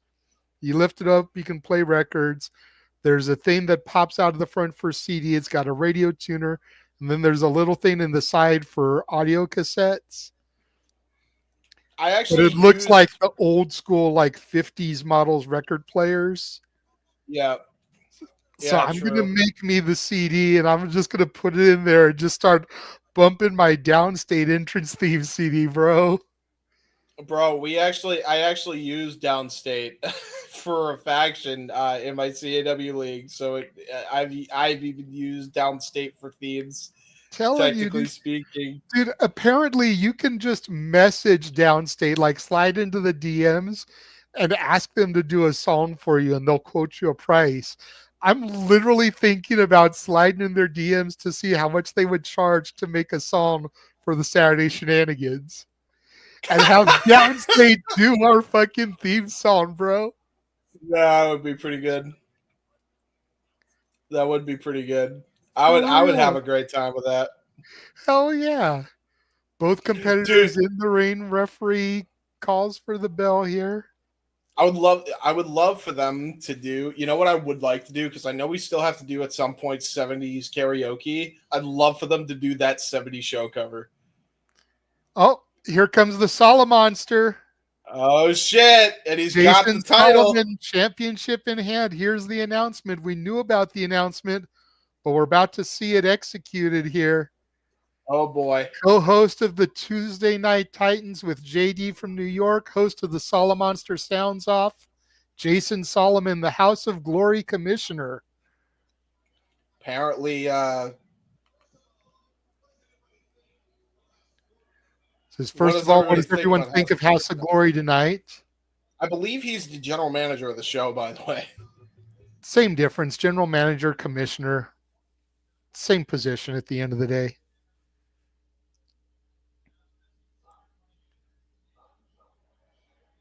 Gorgeous championship there.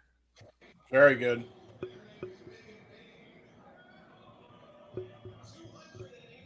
$287 Megan Bain has been champion.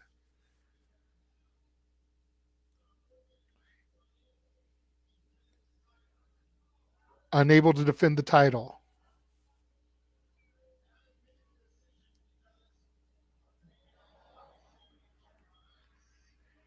I've made the decision because we can't have this championship on ice.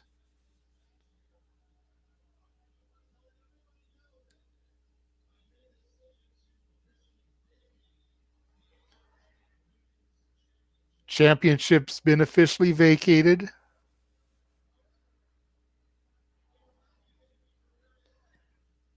Won't be vacated for very long.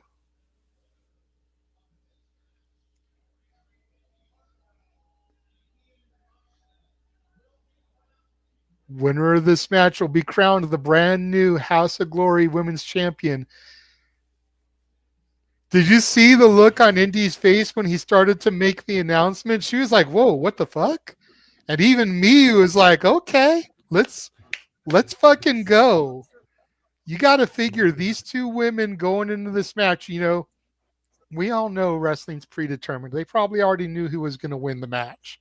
But Well, yeah. to find out when they went out there that this is now a title match, you know, you almost wonder if they knew that part back there or not, because their reaction seemed very genuine.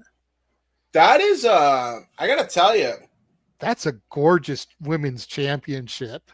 very good belt. By the way, Jason Solomon just put every other fucking manager right now to shame. Like, goddamn. Like, comes out there, Teddy lawns his shit, makes an official announcement, looks like a good guy doing it, and then goes. Miyu extending her hand for a handshake, show of respect, knowing that whoever wins this match now will be the brand new House of Glory Women's Champion.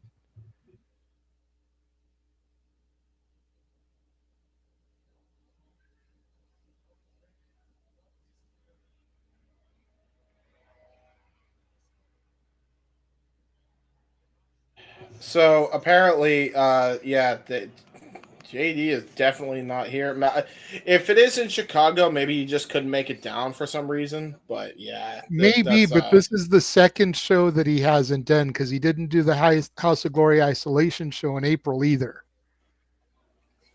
And then he was removed just before the main event of Mercedes's match. Yeah. Was he came back for the main event, right? Did he? I don't remember if he did. I know he was taken off for Mercedes, and then there was only one other match, so he may have just stayed in the back. Who knows? Very interesting. Good to see that regardless of what happened, it hasn't affected his friendship and relationship with the Sala Monster. The two of them have great chemistry on TNT. I'm not gonna lie to you. It depends. I would hope it would stay together. I hope it wouldn't, but the way they've been doing shows. What was that? That was the middle of March. So for almost 2 months, they've still been doing shows even after that happened. So yeah, who knows? And I mean, at the end of the day, that's not going to be a Sala Monster call. That's going to be a Master P or an Amazing Red or whoever is actually in charge. It's going to be their call. Me with a nice snapmare there after some repeated kicks to the back and the booty of Indi Hartwell. Now kick to the spine, and Miyu just working over the upper back there as Indi is draped over the middle rope. Yeah, this is the problem for Indi because she is outclassed here. Ooh, good dodge out of the kick. And now a pump kick by Indi Hartwell. Maybe so, but Indi has proven that her theme song isn't just a slogan, that the heart won't quit ever since being released. She's already won the Renegades of Wrestling Women's Championship in her home country of Australia. This would be her second title. She'd be Indi 2 belts if she picks this up here, James. Yeah, that's a good point. Nice PK, though, by Miyu Yamashita, who is not known for just having 2 belts. I mean, we're talking about a decorated champion all over Japan and Miyu Yamashita. What's up, Matt? Good to see you tonight. Good to see you, Matt. Now just choking Indi with the boot there. Absolutely just laying a beat down to the inexperienced Indi Hartwell in comparison to Miyu Yamashita. And don't take what I'm about to say negatively, people, because Miyu definitely is not a big girl, but she's got a little bit of thickness on her compared to Indi, so that adds to the leg strength there when using her foot to choke her. You can see she's got a little bit of meat on her bones compared to Indi, but not fat by any stretch of the imagination. If that makes sense to people. That does make sense. I don't want people to think like I'm calling Miyu like big or fat, because she's not. She's still very much an in shape, female. She's just got a little bit more fluff on her, whereas Indi's a little bit more defined. See the Sala Monster there sitting ringside with the championship so he can present it to whoever wins the contest.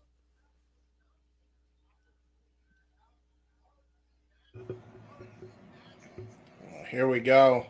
Honestly, I preferred Sala Monster and JD's chemistry to JD and Jesse.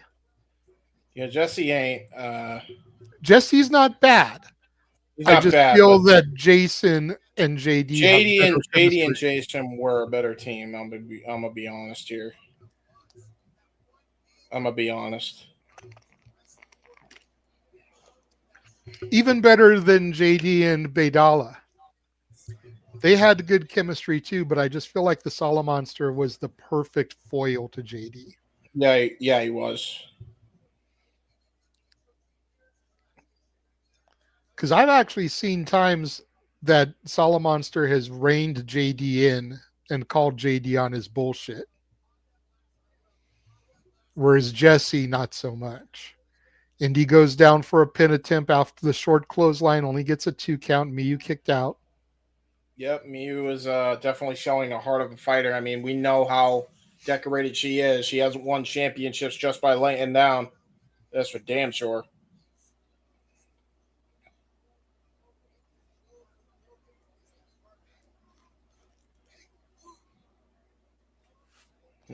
Hook the leg off the big boot, and he gets a 2 count.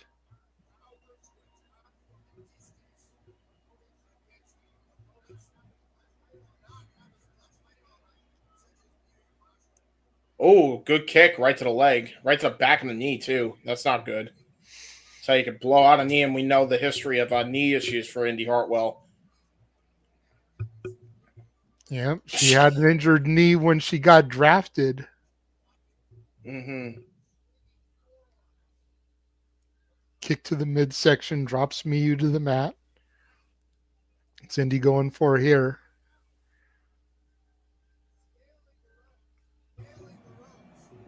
On the middle rope, seated on the top turnbuckle, but she's taken too long. Miyu back to her feet. Yeah, that was not smart. That was not smart. No more. You shouldn't be showboating in a championship match like this. Ooh, nice step up kick from Jeez. Miyu. Rocks Indi Hartwell, sending her to the hardwood floor. Yep. That That's was a no small hard feat, landing. though, because you got to think about the height difference between Miyu and Indi, and Indi was perched on the top rope, adding extra height to her. And Miyu was still able to get the elevation of that kick. Look again. Bam. Yeah, that was brutal. Figure Indi's already about 5-6 inches taller than Miyu. Roll up. Gets a 2 count. There we go. Another Full roll girl. up by Indi. Ooh. Looking for the Magistral cradle now. Got it. It's 2. I'm just seeing the 2 now. I'm like a split second behind you. Sorry. Oh, Jesus. Swiping. Swipe or no swiping. The back of Indi Hartwell there by Miyu. Yeah, that was definitely a Tajiri-like buzzsaw kick. You got to imagine trained with him a few times over her illustrious career. Now Danielson X kicks, the yes kick to the check, and then following on up to the small of the back. Oh my God. Chest, but Indi craps the leg. Yeah, those Forearm Kawada kicks, really. Those are Kawada kicks, and the forearm smash definitely staggered Miyu. Oof. Smash from Yamashita. Another one from Indi. These women trade spots there. Here we go. Oh, wait a minute. Tried to keep both hands to her sides, and Indi was like, you ain't disrespecting me like that. Get out of here. Oh, my God. And look at that, though. Headbutt from Yamashita. Jesus. And a strike right to the side of the jaw. That may have just knocked a tooth out of Indi Hartwell. European uppercut from the Aussie. Running knee to the midsection from Miyu.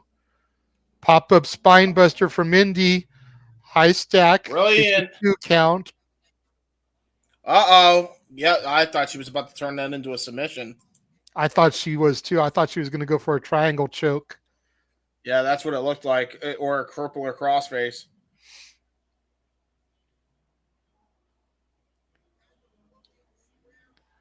Look again here. That running knee strike to the midsection. Then that spine buster from Indi. High stack. Got her a 2 count. And now back to those knee strikes goes Miyu Yamashita. And those knee strikes right to the midsection as well. But look at those hammer and NFL elbows to counter out of whatever Miyu was trying to go for. Now it looks. Oh, sleeper. Rear naked almost. Maybe trying to go for the Kirifuda clutch. She Get that steps cinched through. in. It might be everywhere. Ooh. Look at that, though. Look at the way Indi is laying her leg into the canvas, using her lower center of gravity to alleviate some of the pressure. Oh, man, but she's got that cinched in tight. She's got to, like, put her into the corner to break the hold. Yep, that's exactly what she does. And then some back elbows. Ooh, kick to the back of the head. Front kick by Miyu Yamashita. Nice combination offense. Got Indi Hartwell wobbly legged. And there's the pink kick right to the side of the head. And a clothesline by Indi Hartwell. Both women down. Yeah.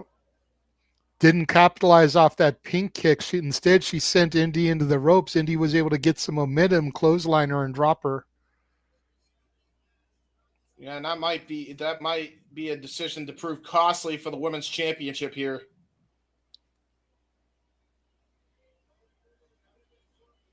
Indi Hartwell, multi-time champion in her own right, trying to show that she belongs here in the ring with a legend like Miyu, trying to go for her driver there. Uh-oh. Oh, no. Into the wheelbarrow, trying to go for the wheelbarrow suplex. Got all of it. Jesus, just deadlifted her. Miyu Yamashita's got full control now, JJ. Yep. Shining Wizard off the middle rope there. There it is, the pink kick from the springboard position. And if she Miyu gets the reminds full... me of Yoda. Yeah, Judge a little me bit. by my size, do you? Judge me by my side. There it is. Trying to go for the spinning pink kick. Got countered. And there it is. Hooks the leg. Face buster. 2, 3. Indi Hartwell has done it. Indi Hartwell is your new House of Glory Women's Champion. Wow.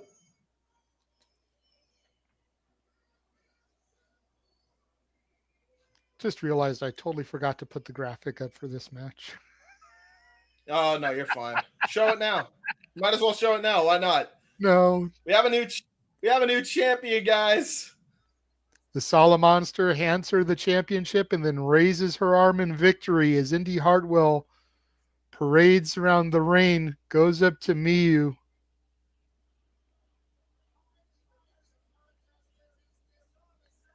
Almost looked like she was saying thank you, or like anytime you want another match. Let me know. Yeah. Ooh-wee. Indi 2 belts now.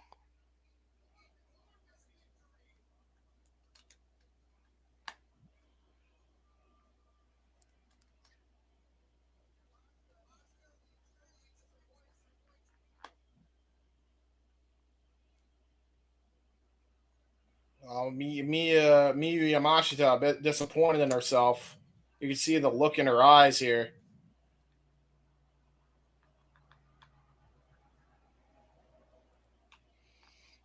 But she's high-fiving some fans there.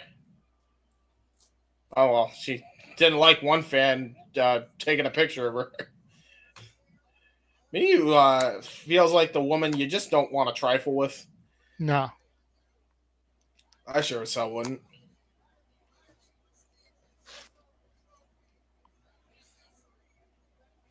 Congratulations, Indi Hartwell. We got Indi 2 belts. Yep. Now she's got 2 championships to defend, which makes it all the more difficult to be a champion in the industry. So hey, one more and she'll be on par with Mercedes. Yeah, right. Well, and then they can have a winner-takes-all match. Probably. So I did look it up while the match was going on, and it was in a low point.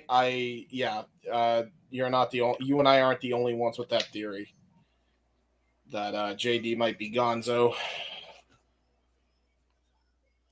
I did also find out apparently Master P showed up at AEW recently. Yes. So that might be a sign of things to come. And here we go. Matt Riddle, the current MLW World Champion. And look at that. There's a guy actually holding the belt up in support of Matt Riddle. So does look like that is recognized here. So the MLW World Champion going to try to add one more belt to his resume, and that's the Crown Jewel Champion. But again, Zilla Fatu is no slouch in the middle of that ring. There you go. And what's funny about this, JJ, is we actually just saw his Filthy Bros compadre, Filthy Tom Lawler, unsuccessfully challenge the one called Manders for the WXW United Championship. So yes, let's see if Matt Riddle can end the lulls here for the Filthy Bros here.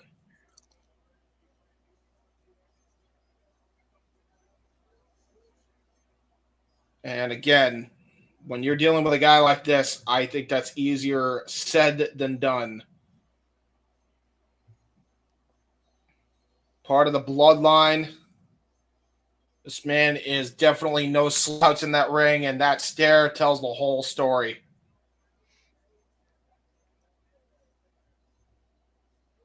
Zilla also a champion in Reality of Wrestling. So we got one double champion, the other one looking to become a double champion, and Matt Riddle. And again, easier said than done at this point.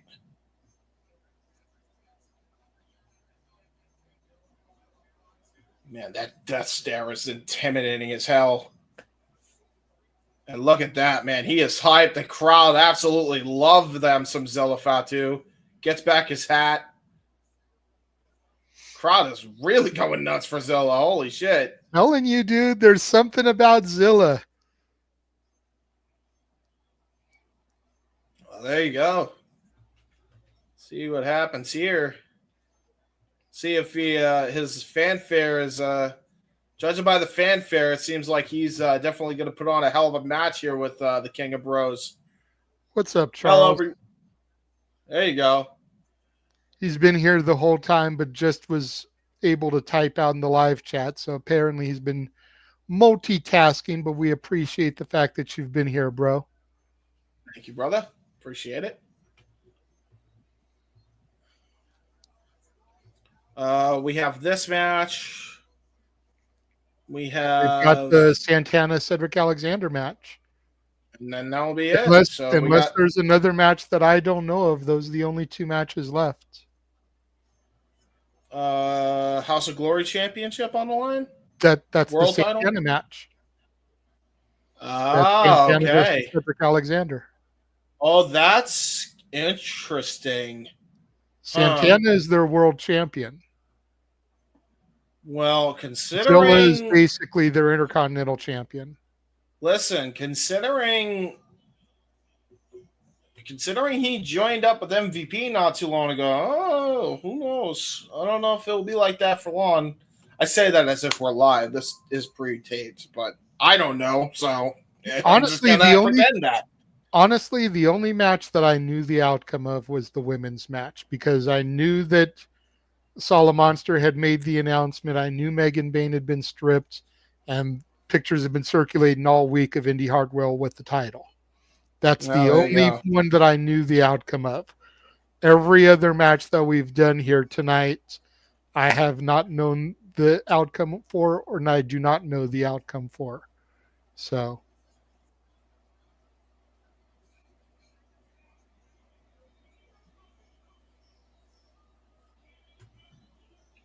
Yeah, dude. Like, this is going to be a hard-hitting matchup. Oh man, you can actually see there's a knot on that man's head, on Zilla's head. That man's been through some wars in his own right. Mm-hmm. I will say, you figure he went from this to Texas, and he defended that championship on Saturday. Yep. I will say, that knot on his head is not the worst I've ever seen. Hi, Matt Tremont. How you doing? Matt Tremont doesn't have a knot. He has a pus bubble. This is true. There is a difference, James. And we're going to get to see the pus bubble in action twice this weekend.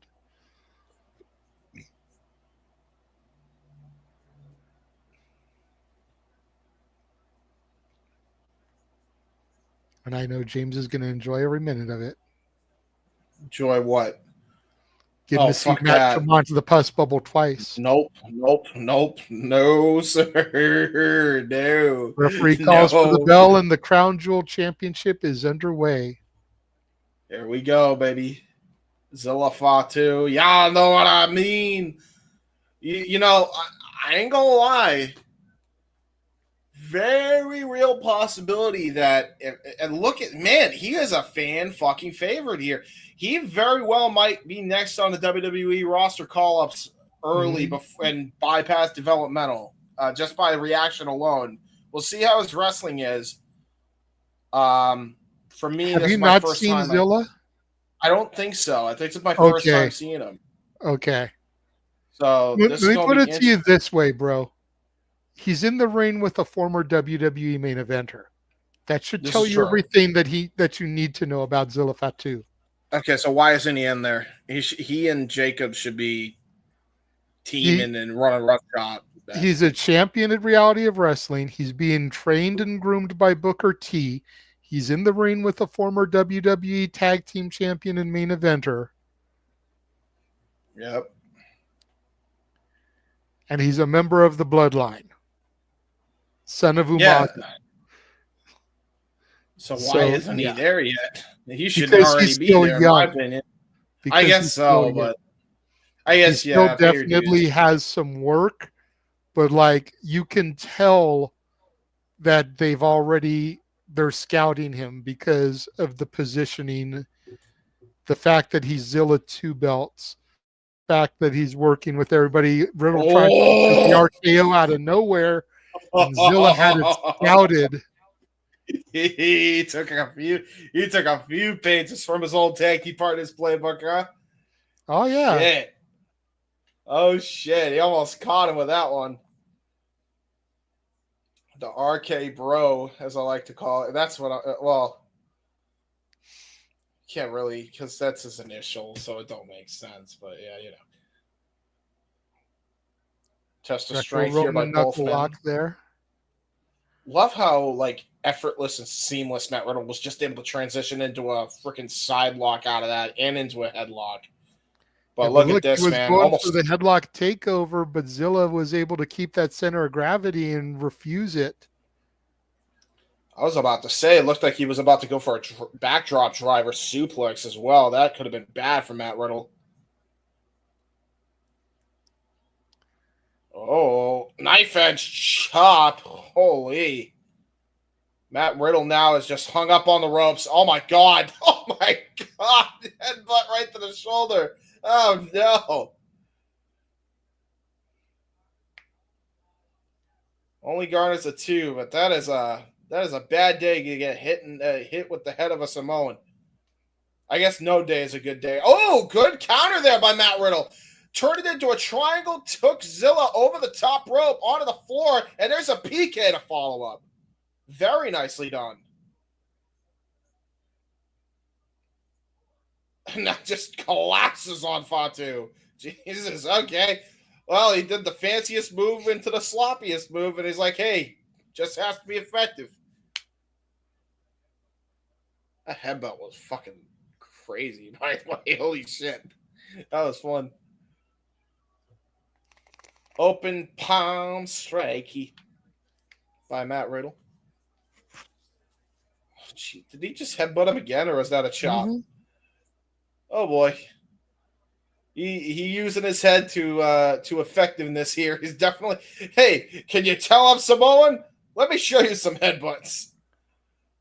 Oh, trying to do a Samoan spike. That was not smart. Ow. That's a bad thumb. He just broke his thumb. And Matt Riddle also trained with Pete Dunne, so I think he's about to use that to his advantage and instill some joint manipulation here, JJ. Quite possibly.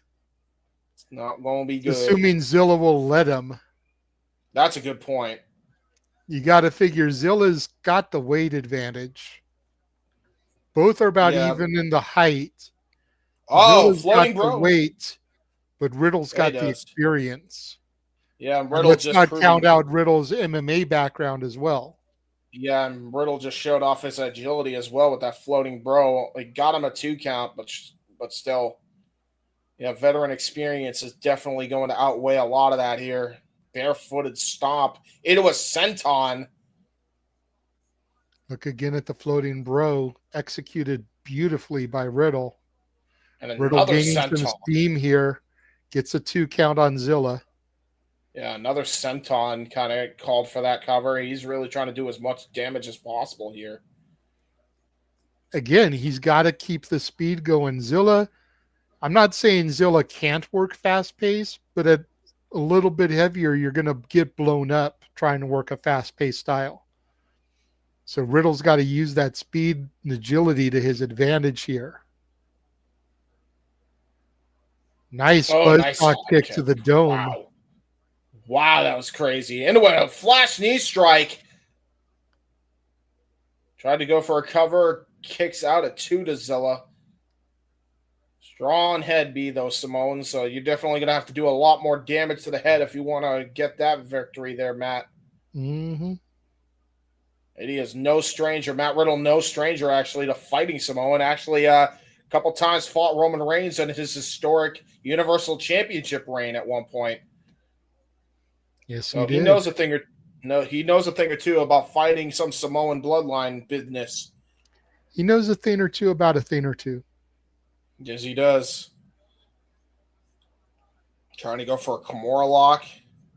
Now transitions that into a hammer lock as Zilla tries to get back up to a vertical base, and now just able to punch him right in the kidneys, and now it looks like he's going to go for a slingshot right into the top turnbuckle. Old school maneuvering there into a belly-to-belly overhead. Good combination offense there by Zilla Fatu.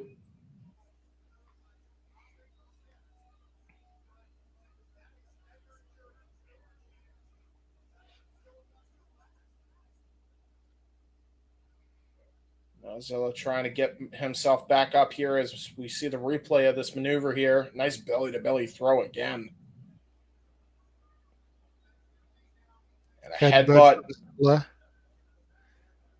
Jesus. Karate strikes, though, by Matt Riddle, showing off that MMA background. Nice rising knee strike. Fisherman Buster. Got all of it. There's 2. A kick out by Zilla. And not as pretty as the one we saw earlier, but effective nonetheless. Yep. Yeah, the Nueve Narcissist, or whatever it's called. Mm-hmm. Yeah, he did. Which, again, say what you will about the gimmick, but that was a gorgeous, perfect plex that he executed. Yeah, Matt Riddle got some work to do considering what we saw from that dude. Now keeping that Kimura locked in. Now the body scissor is going to try to keep that locked in. I don't know if that's wise on Zilla, though, especially with Zilla on a vertical base here. Going to try. Oh, nice punch to the gut. Turns it into a vertical suplex. Got it. Good for freaking Zilla. That was very much Rampage Jackson-esque strength. If you remember his Pride fight where he turned a triangle choke into a powerbomb. I was a huge fan of Quentin Rampage Jackson. Should have been a wrestler, man. He would have. I've actually got a DVD over here, King of the Cage stuff of his. Yeah, he's amazing, man. Yeah.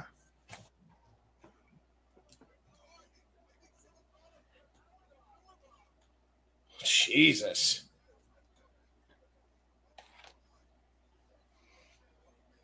Both men down here. Sorry, I thought before his UFC run. That was before his UFC run. I got like 50 notifications all at once. Apparently some big shit happened. Don't tell me. Don't spoil nothing. I ain't spoiling that. I don't know what it is. I just know because my phone just decided to spaz the fuck out. Oh, shoulder tackle. Nice shoulder tackle. Almost a Devon-style shoulder tackle if you notice the way he's hitting that. Mm-hmm. Into the gut. Wrench suplex. Nice maneuvering. That was a really good German, or gut wrench, rather.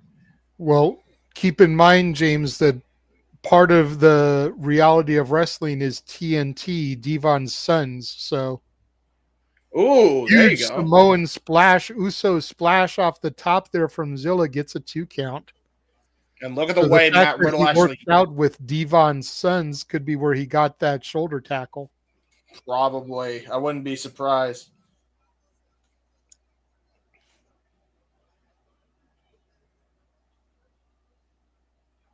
Zilla Fatu definitely showing that training with Devon and his sons is definitely paying off. 2.5 off of that Uso splash. Now he's calling for the spike. He picks up the original bro. Riddle Yeah, ducks Shades of it. Umaga. Ooh, got countered. Flash knee strike. Ripcord knee. Another one. Matt Riddle now. Oh, shit. Gonna go for floating brawl while he's down. See if he can pull it off. Oh, geez. He saw him roll through out of it. Turns it into a bro to sleep. Got all of it. And now gonna go for the Broton Bomb. Got all of it. Now he's going to try to go for the knee strike again. Got it. Jesus. Matt Riddle into the cover. And Zilla with the bottom rope. Ring awareness was high on point there. Yep, I was going to say, for as young as he is, great ring awareness from Zilla Fatu. Riddle going to the top again. This is what you call going to the well once too often. But he got all of it, though, right on his knee. That might be it. Wow, that was just all hard from Zilla. He just kicked out of that like nothing.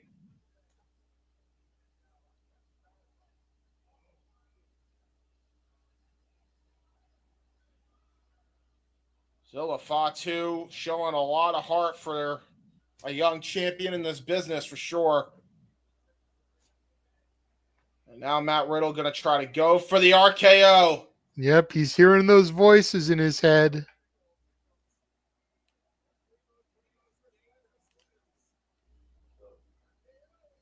Tried to go for it. Got countered. Pop up. Samoan drop. May have been the most beautiful I have ever seen it perform. Matt Riddle flattened like a fucking pancake. Keep in mind, James, Zilla is only 25 years old. Yeah, I think this is all she wrote. That Samoan spike. Try to go for a super Samoan spike. But Matt Riddle with the low blow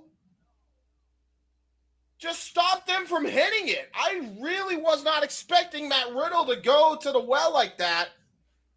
The referee called for the bell. Riddle's been disqualified here. Riddle just held the championship above like he had just won the match. Referee just screamed at Matt Riddle as a result of that. RKO to the referee. What the hell? Matt Riddle just turned heel on this entire crowd.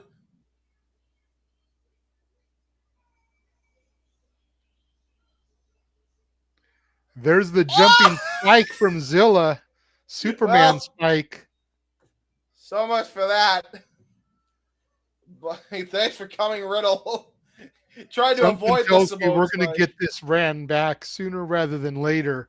Whether it's for the MLW championship that Riddle holds or the Crown Jewel championship here that Zilla holds, we're going to see these two meet again in the not so distant future. Yeah, you ain't kidding.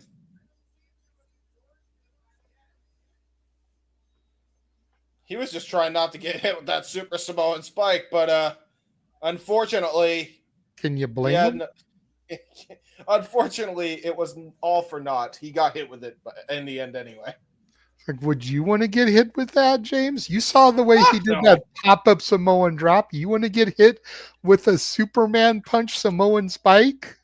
No, not by him especially. Jesus. Combining Roman Reigns and Umaga together?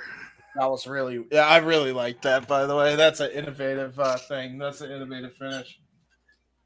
Very good. Very good ties there.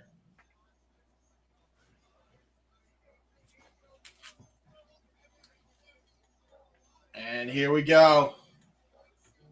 It is main event time for Raging War. Waging. Did I say waging or raging? You said raging. Ugh. Like, I'm raging. It's waging. Ugh. Rage of Wrestling. Sorry. Subscribe. Subscribe. Zilla Fatu making a statement here tonight. With his one in the air as he leaves. Of course. Represent He the bloodline. acknowledges his tribal chief. Of course he does. But which one is his tribal chief? Or has he been the tribal chief all along? No, I'm kidding. We don't need another one of them stories. No, the referee has to work after that? Come on now. Let the man rest.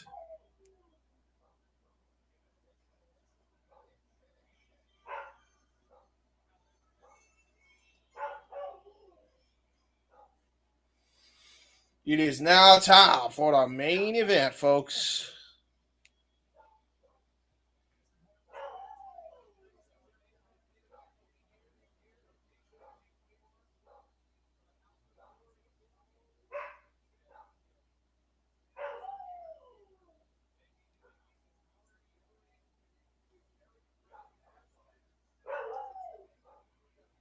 His first match after his 90 days expired. House of Glory debut, Cedric Alexander. He hurts people. He hurts people. Oh, wait, not yet. He's not in the group. I thought he was in the group, no? Not yet, not officially. Aw. He should be. It's either going to be next week or at Double or Nothing, dude. They're going to make a big thing out of it. I thought they were going to do it at Beach Break because they gave MJF the answer. Yeah, he's in, right? Next week is going to be the official contract signing for him to be a part of the Hurt Syndicate. Ah. So it could be then, and they could save it for Double or Nothing. So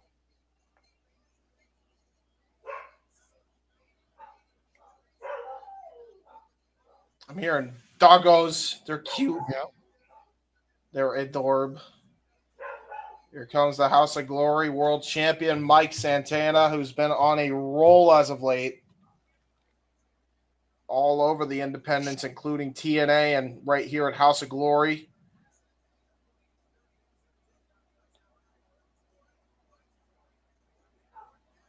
He is born nasty, as Jason Solomon said on the main commentary feed, and definitely proving that in his solo run thus far. Oh, Jesus, my backdrop almost fell. That would have been fucking great. I almost got murdered on camera by my own backdrop. Holy shit. That would be terrible. That would suck, yes. Nah, I got it. I fix it. Santana parading around the ring, holding up his championship. Cedric Alexander definitely looks like he's got something to prove in this, his first match since his release.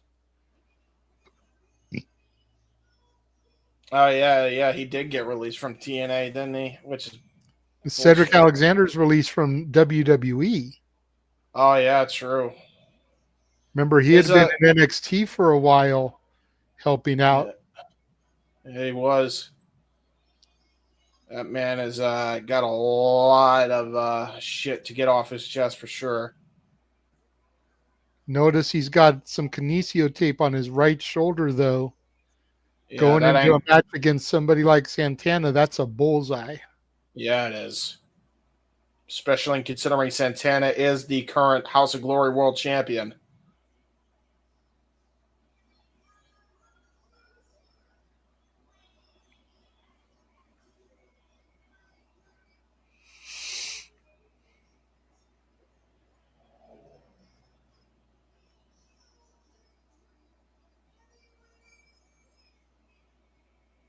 Oh my, that's a great belt. I did not realize how good that belt looks. Some Very great nice. independent belts these days, man. Yeah. The Hog Championship is pretty dope. The GCW Championship is dope. The MLW Championship is pretty dope. Yeah, you ain't wrong. The Mission Pro Championship is pretty dope. Yeah, that's true. There's some fantastic championships out there right now. You know, Santana. unlike back in the days where people would take like an Intercontinental title replica and fucking Jimmy rig it to be their company. Hi, ECW. How you doing? We're talking to you. Sorry, Heyman. Sorry. I'll do my thing here. Champion Mike Santana, the challenger Cedric Alexander, referee for the contest, the dude that just got RKO'd. Both competitors look like they have a chip on the shoulder. Bell sounds, and here we go.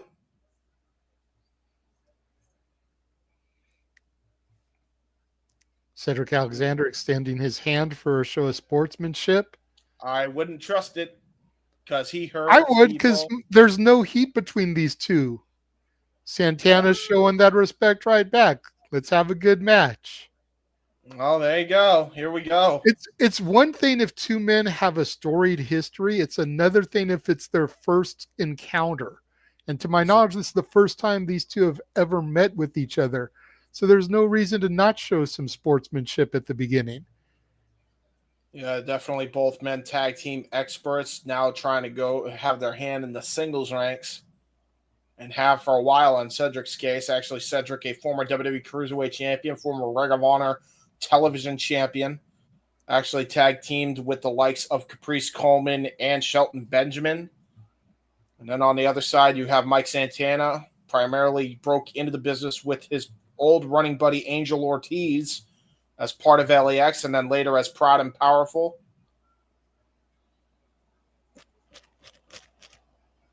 Now both men definitely showing each other a bit of respect here. Looks like Santana going to show a bit of distance here to Cedric. Give him the opportunity to get back in. See if that's let's see if that's shown in kind as the match progresses here.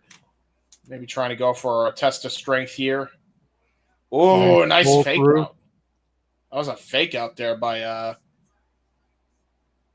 Santana. And now look at that, able to just transition that into a headlock, showing that he has definitely got the singles chops, at least from a technical perspective.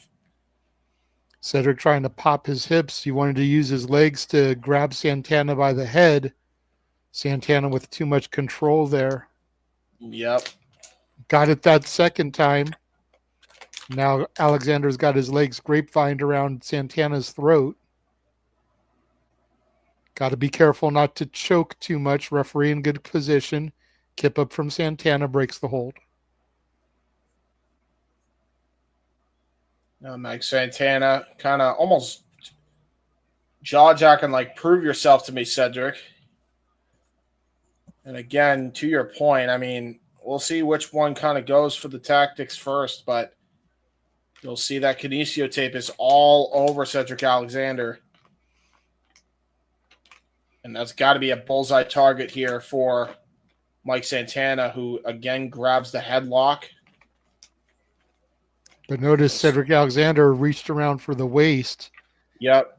Waist Easily lock. could Greco-Roman takedown there. Shoulder tackle from Santana drops Alexander to the mat. Now actually right to the good pectoral muscle there that isn't filled with kinesio tape. Ducks down off the running charge by Santana. Roll through by Santana. Drop down. Beautiful arm drag. Another one in Alexander. Yep. Ooh. Nice arm drag into a pin cover there. Crucifix pin. Reversal. Magistral from Santana. And Alexander slides to the outside, getting some space and distance. Showing that they got that catch as cats can style down pat.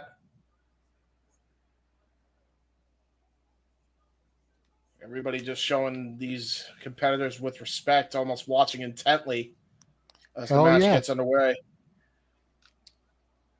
It's very, very well done here.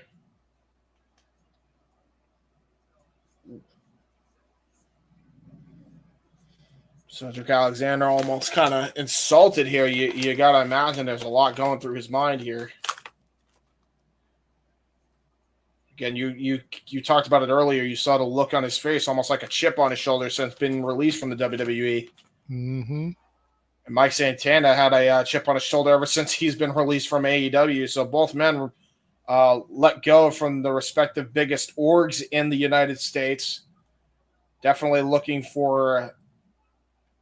And look at this, apparently jaw-jacking a fan who was disrespecting both of them. Both of them kind of turned sideways on whoever was yelling some shit at them. Santana's got no problems popping off at the crowd. The last show that I watched, House of Glory Isolation, Santana defended his title against Konosuke Takeshita. Fans started chanting AEW, and he was like, AEW, this is House of fucking Glory. As you should. Damn. Yeah, they are both jaw-jacking this fan. Neither one of them were happy on that one. Nice knee strike there from Alexander. Santana rolls to the outside. Alexander suicide dive through the bottom and middle rope. Throws Santana back in.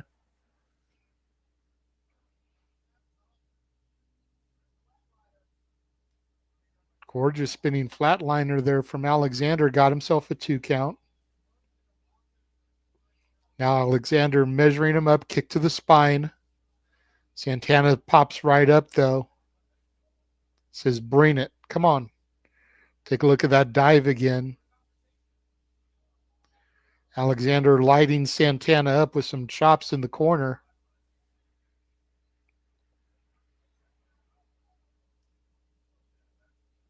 Now it's Santana's turn. Switch Alexander. And another one from Alexander. Trifecta of chops. Irish whip sends Santana to the other corner. Follows it up. Splash. Hi. Drop kick to the back of the head and neck. How long have I been on mute? I don't know. I apparently was on mute for a while. I thought you were eating something again. You just like it muted so you could crunch. Well, I did, but I must have forgot to unmute. Oops. Damn it, James. Sorry. I was going to say, Santana, I think Cedric being distracted by that fan trying to jaw jack with them was going to give him an opportunity, but now he is hurting Santana, so much for that.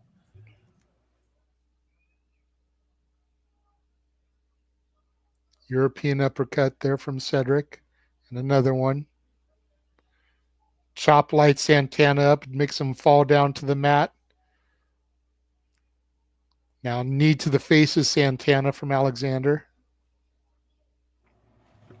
Referee backing Cedric off of him. Yeah, and again, he's Cheap showing that hit there from Alexander to Santana. Santana slaps him. Oh my God! Holy shit! Okay. Oh, Insagiri caught him flush, and that The way was they were one. slapping each other kind of makes you think the sportsmanship's gone out the window at this point.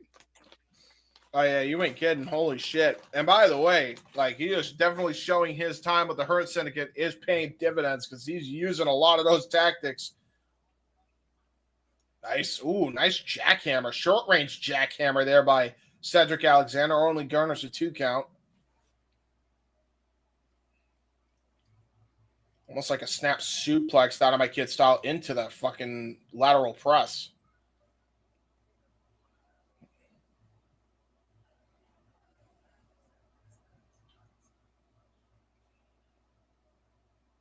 Now knife edge chopped here.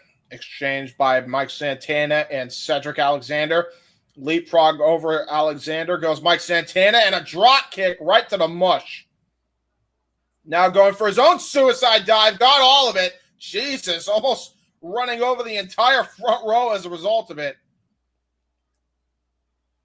Fan in the crowd wearing an Ula Fala. There he is. Ooh, nice spinning side slam there into a senton by Santana. Into a cover, lateral press, and gets a 2 count.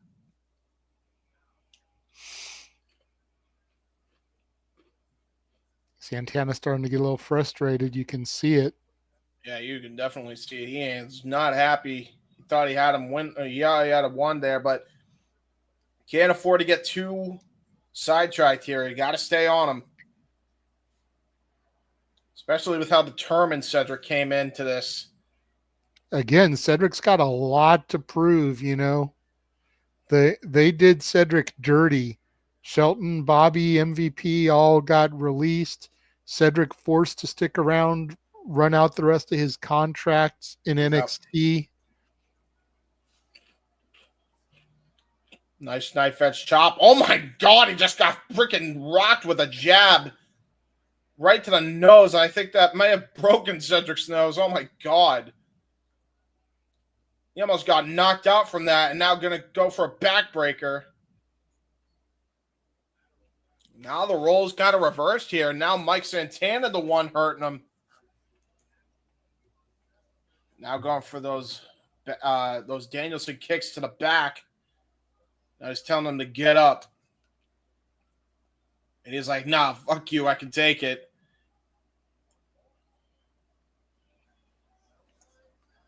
Now here we go. Both men just trading blows here. Oh, another Enziguri. This time by Mike Santana with the the fake out Enziguri.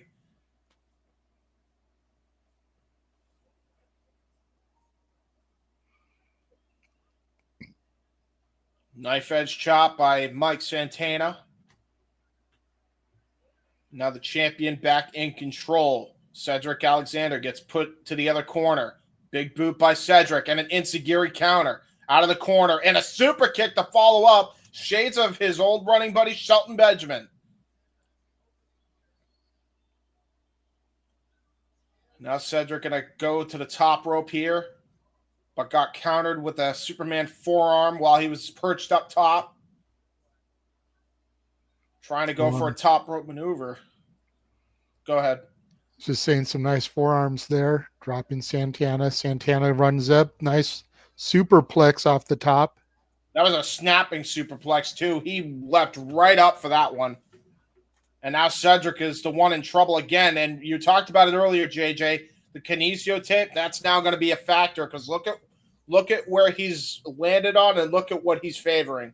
Mm-hmm. Bad shoulder. Look at the replay here again. Watch where he lands. Shows a counter by Cedric initially, but then Mike Santana able to roll through, run up, and watch his shoulder. Bam! Cedric Alexander trying to get back into the fight here. Going to try to go for an Irish whip with the good arm. But Santana with a vicious clothesline out of the corner. Runs in with a chop. Irish whip sends Alexander into the other corner. Just runs in with another chop. One more. Trying to be the fan favorite here. Oh, tried to go. I think he was trying to go for another chop. Got countered. But then he just hit him with the Enziguri. Both men now trying to jockey for position for the waist lock. Got rolled through into the cutter by Mike Santana. And now going to go for a Death Valley driver into a gourd buster. There's a cover and a kick out at 2.5. Holy shit. Wow. Okay.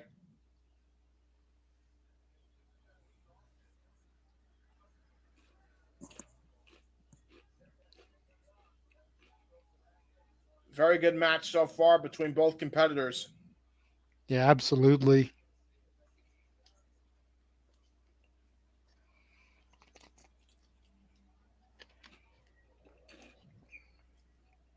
Call the match as I eat.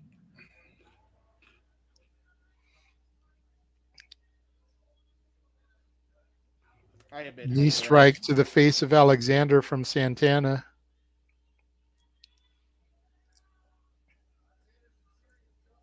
Goes for a powerbomb. Alexander gets out of it. Goes for the Enziguri. Alexander ducks. Leapfrog over Alexander. Nice scooping Falcon arrow there from Alexander. Hooks the leg. Deep hook. Gets a 2 count. That was very well executed by Cedric. That was brilliant. Usually we go for a Michinoku driver from that position, but opted for the Falcon Arrow instead, definitely changing up his game plan a little bit here as we take a look at the replay. Bam. And then a deep hook.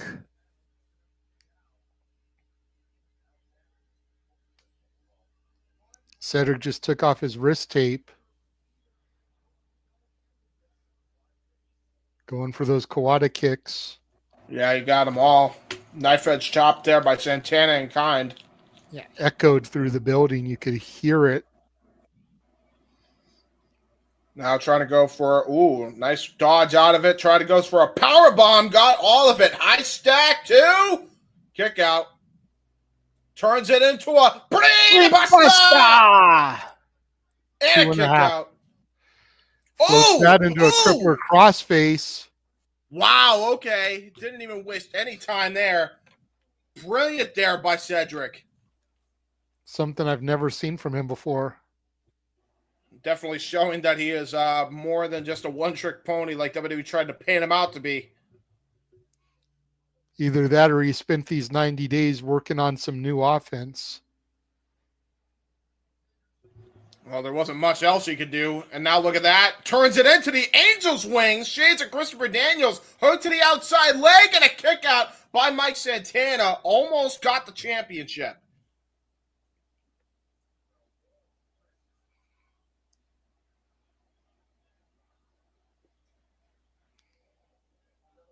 Crowd chanting, "This is awesome." Great match so far here for House of Glory.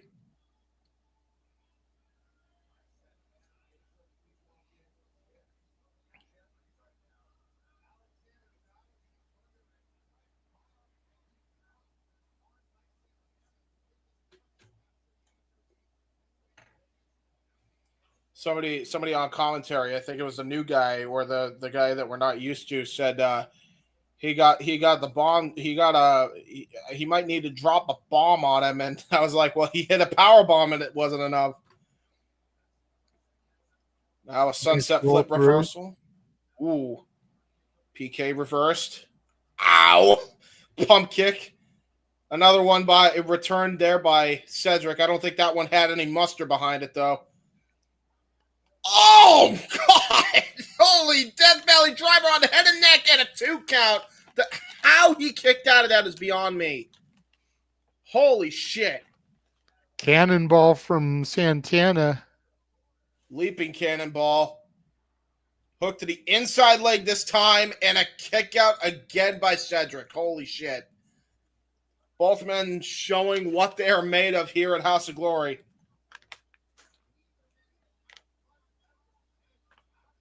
Both men have got to be close to being spent, James. Yeah, no doubt. I mean, they have been going at it for a while now. They have thrown everything against each other here. At some point, something's got to give as Santana tries to go to the top again. Cedric Alexander with a double rib shot. Rolls out of the top turnbuckle. Ooh, nice super kick. Solvat from the middle turnbuckle. Goes for the... Oh, got caught with a lumbar check out of the cutter. Lumbar check by Cedric. Both men down. That took just as much out of Santana as it did Cedric. Or vice versa. Look at this again. Trying to go for the roll through cutter. Got caught. Lumbar check. And now both men down.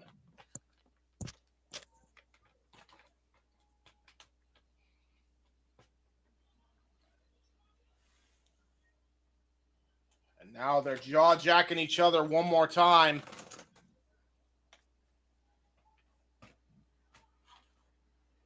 Now both men trying to test their might one more time. Whatever the heck is left of it. Test your might. Your might. Yes. Mortal Kombat! This is House of Glory. Sorry to say. Close enough. Yeah, true. They are called fighters here at House of Glory. And now both men getting some shots off each other. Both men with the same idea, go for Yakuza kicks. Roll through here. Tries to go for an Arcana roll. Cedric does.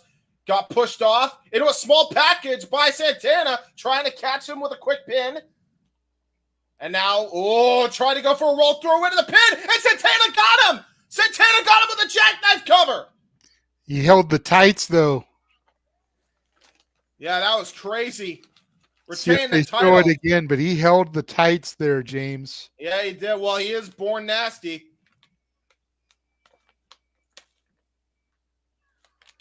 Here Take we a go. look at this again. There's Cedric.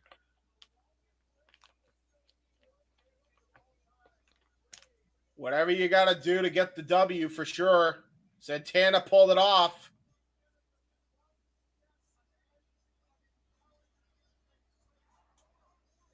If you're not cheating, you're not trying, as one Latino would say. That's fair.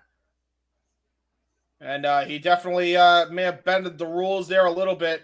Could have been unintentional, but regardless of how it happened, Mike Santana retains the HOG World title. His historic reign in HOG continues. Cedric disappointment is etched all over his face.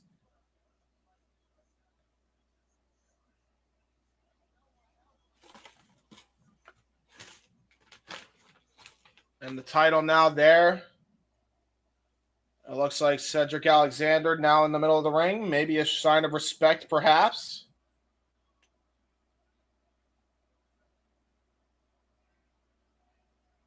Crowd chanting, "Thank you, Cedric." Yeah, you ain't kidding. Thank you, Cedric, for sure. I almost wonder what this means for Cedric if he wasn't able to win a title in this regard. Well, you got to figure it was his first match after being released. And most people aren't going to get a championship in their first match out. Mm-hmm. Santana now on the House of Glory microphone.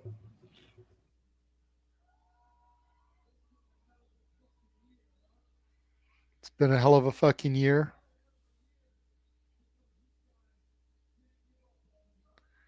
Because you guys didn't give up on me. I've done some pretty cool shit. A lot of crazy shit here.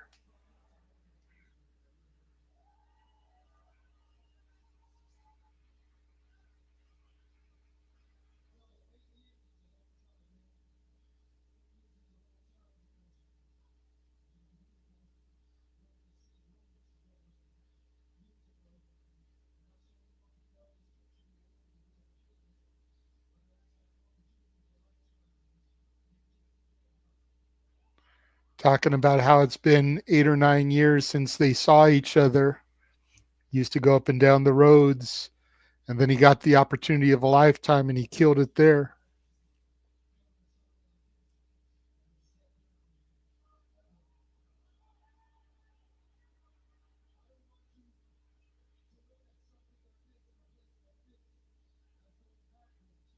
I don't want you to look at a place like this as going backwards.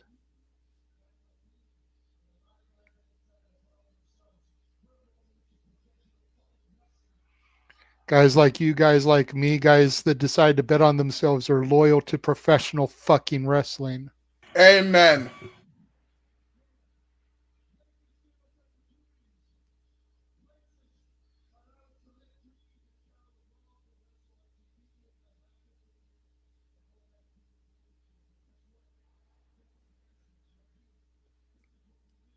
This is the essence right here. This is what we live for right here.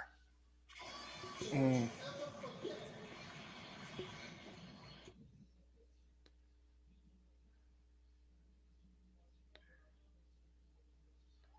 In places like this, people like that pointed the audience allow us to get to the other places and live our dreams. Amen. Hope it's loud and clear to the upper management. It won't be. Welcome fucking back, Cedric Alexander, to end that speech. There you go.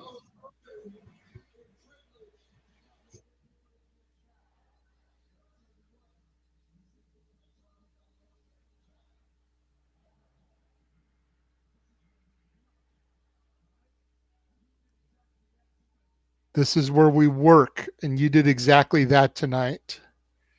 He said he tells that to everybody that comes back. Yeah, Both and of them hugging, embracing in the center of the ring. he also said it was an honor to be your first match back. Phenomenal. Good shit. Great Giving show. Cedric the reign. Now he's telling everybody, hold on a second.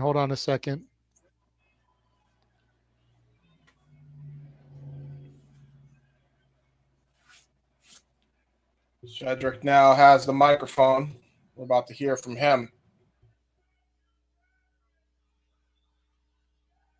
Thank you, Cedric Chance. You can see he's a little embarrassed. He was about to start speaking, and they started chanting that he had to stop himself, getting emotional.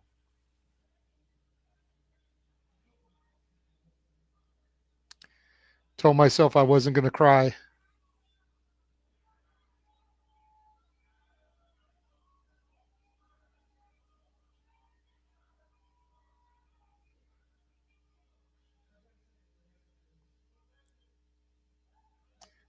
Some people started singing "We Hurt People." Says, I've been doing this for 16 years.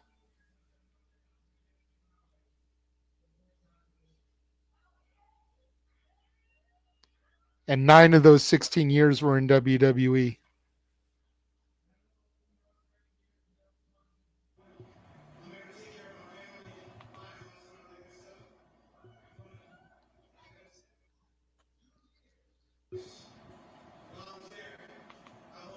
The last 2 years I was there, I wasn't happy.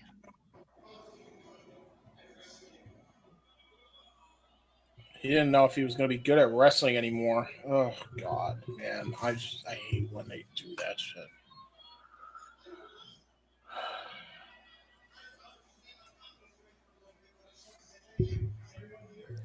Thank you to everyone here.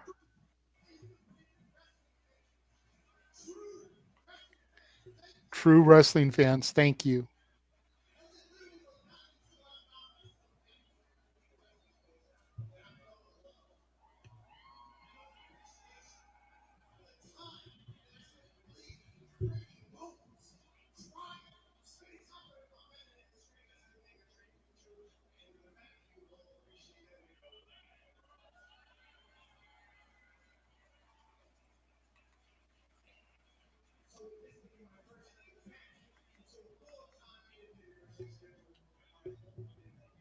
I hope I didn't let anybody down tonight.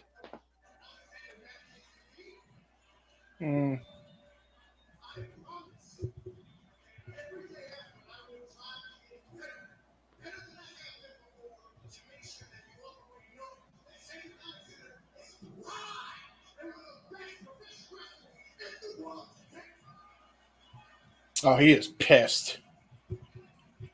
Oh, he is. I don't think he's pissed. I don't think he's pissed. He's energized. There's a difference. Thanks to the fans.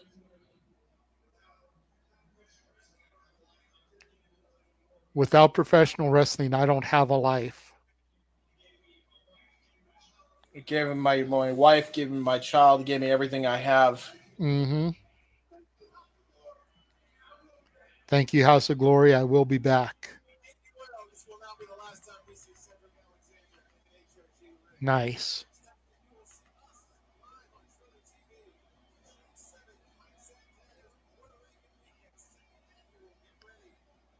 Like Santana's Puerto Rican weekend, the next show they're promoting. Yep, June 7th, the same day as AAA When Worlds Collide, same day as Money in the Bank, same day as GCW Tournament of Survival. Seems Goddamn, like June 7th is going to be a motherfucker. Yep, June 7th and 8th. Who are we kidding? That's going to be a long day, a long weekend, really. Yes.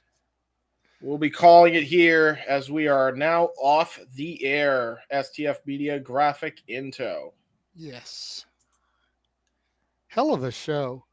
Very Again, good show. The opening couple of contests were meh, but it definitely picked up when it got to the tag titles. Oh, yeah, without a doubt. So what did you think of Zilla Fatu?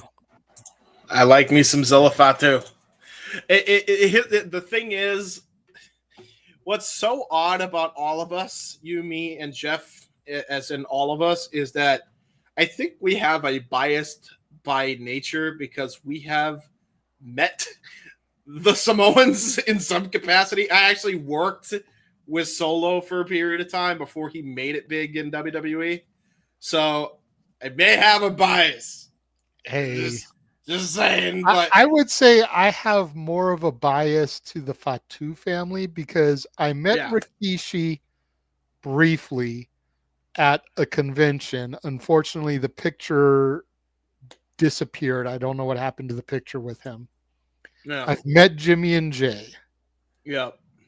So, like Rikishi and his kids, I've got a bit of a bias to.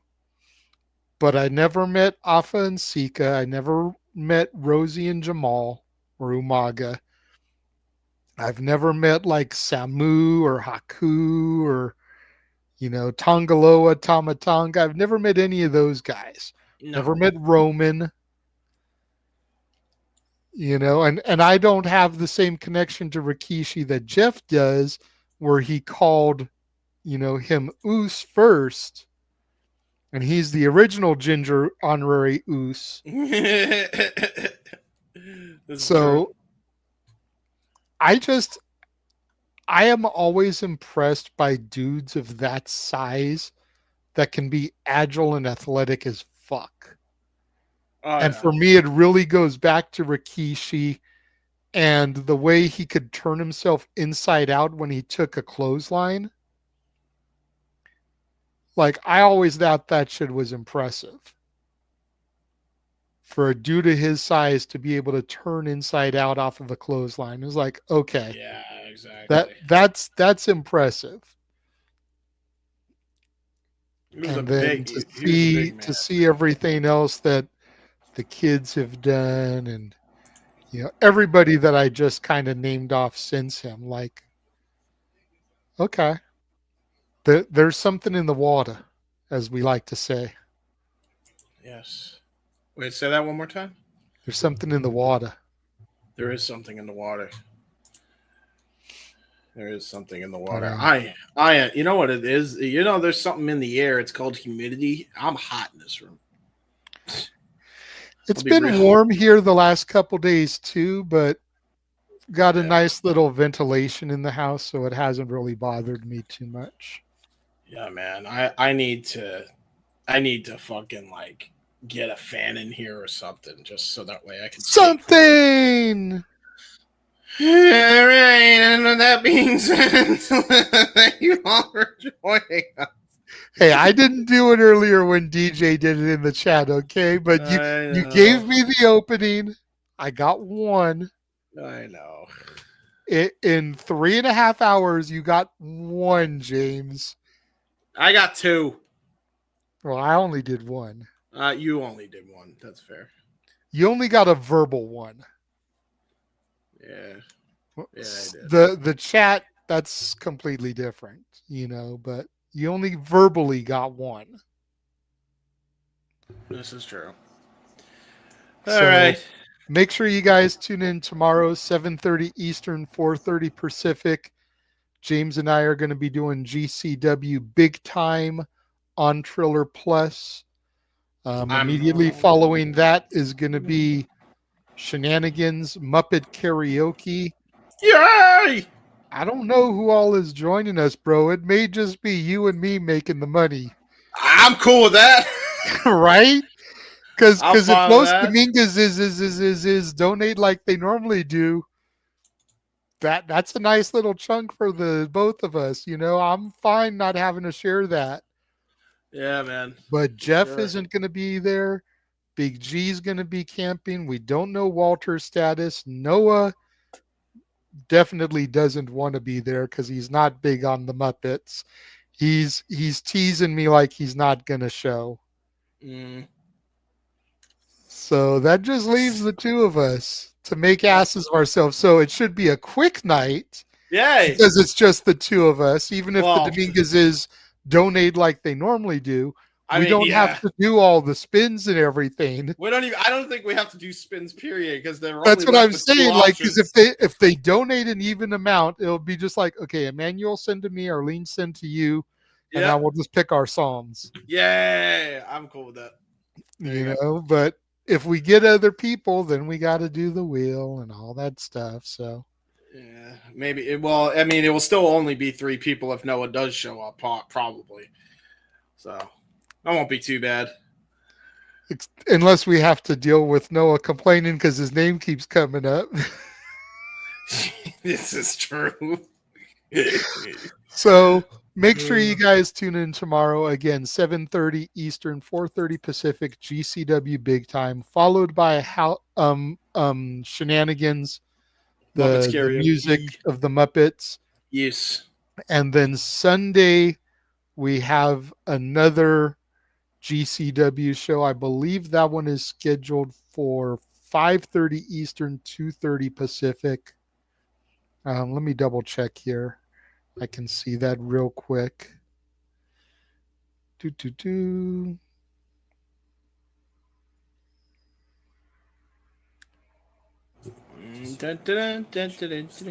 Oh, excuse me. 4:30 Eastern, 1:30 Pacific.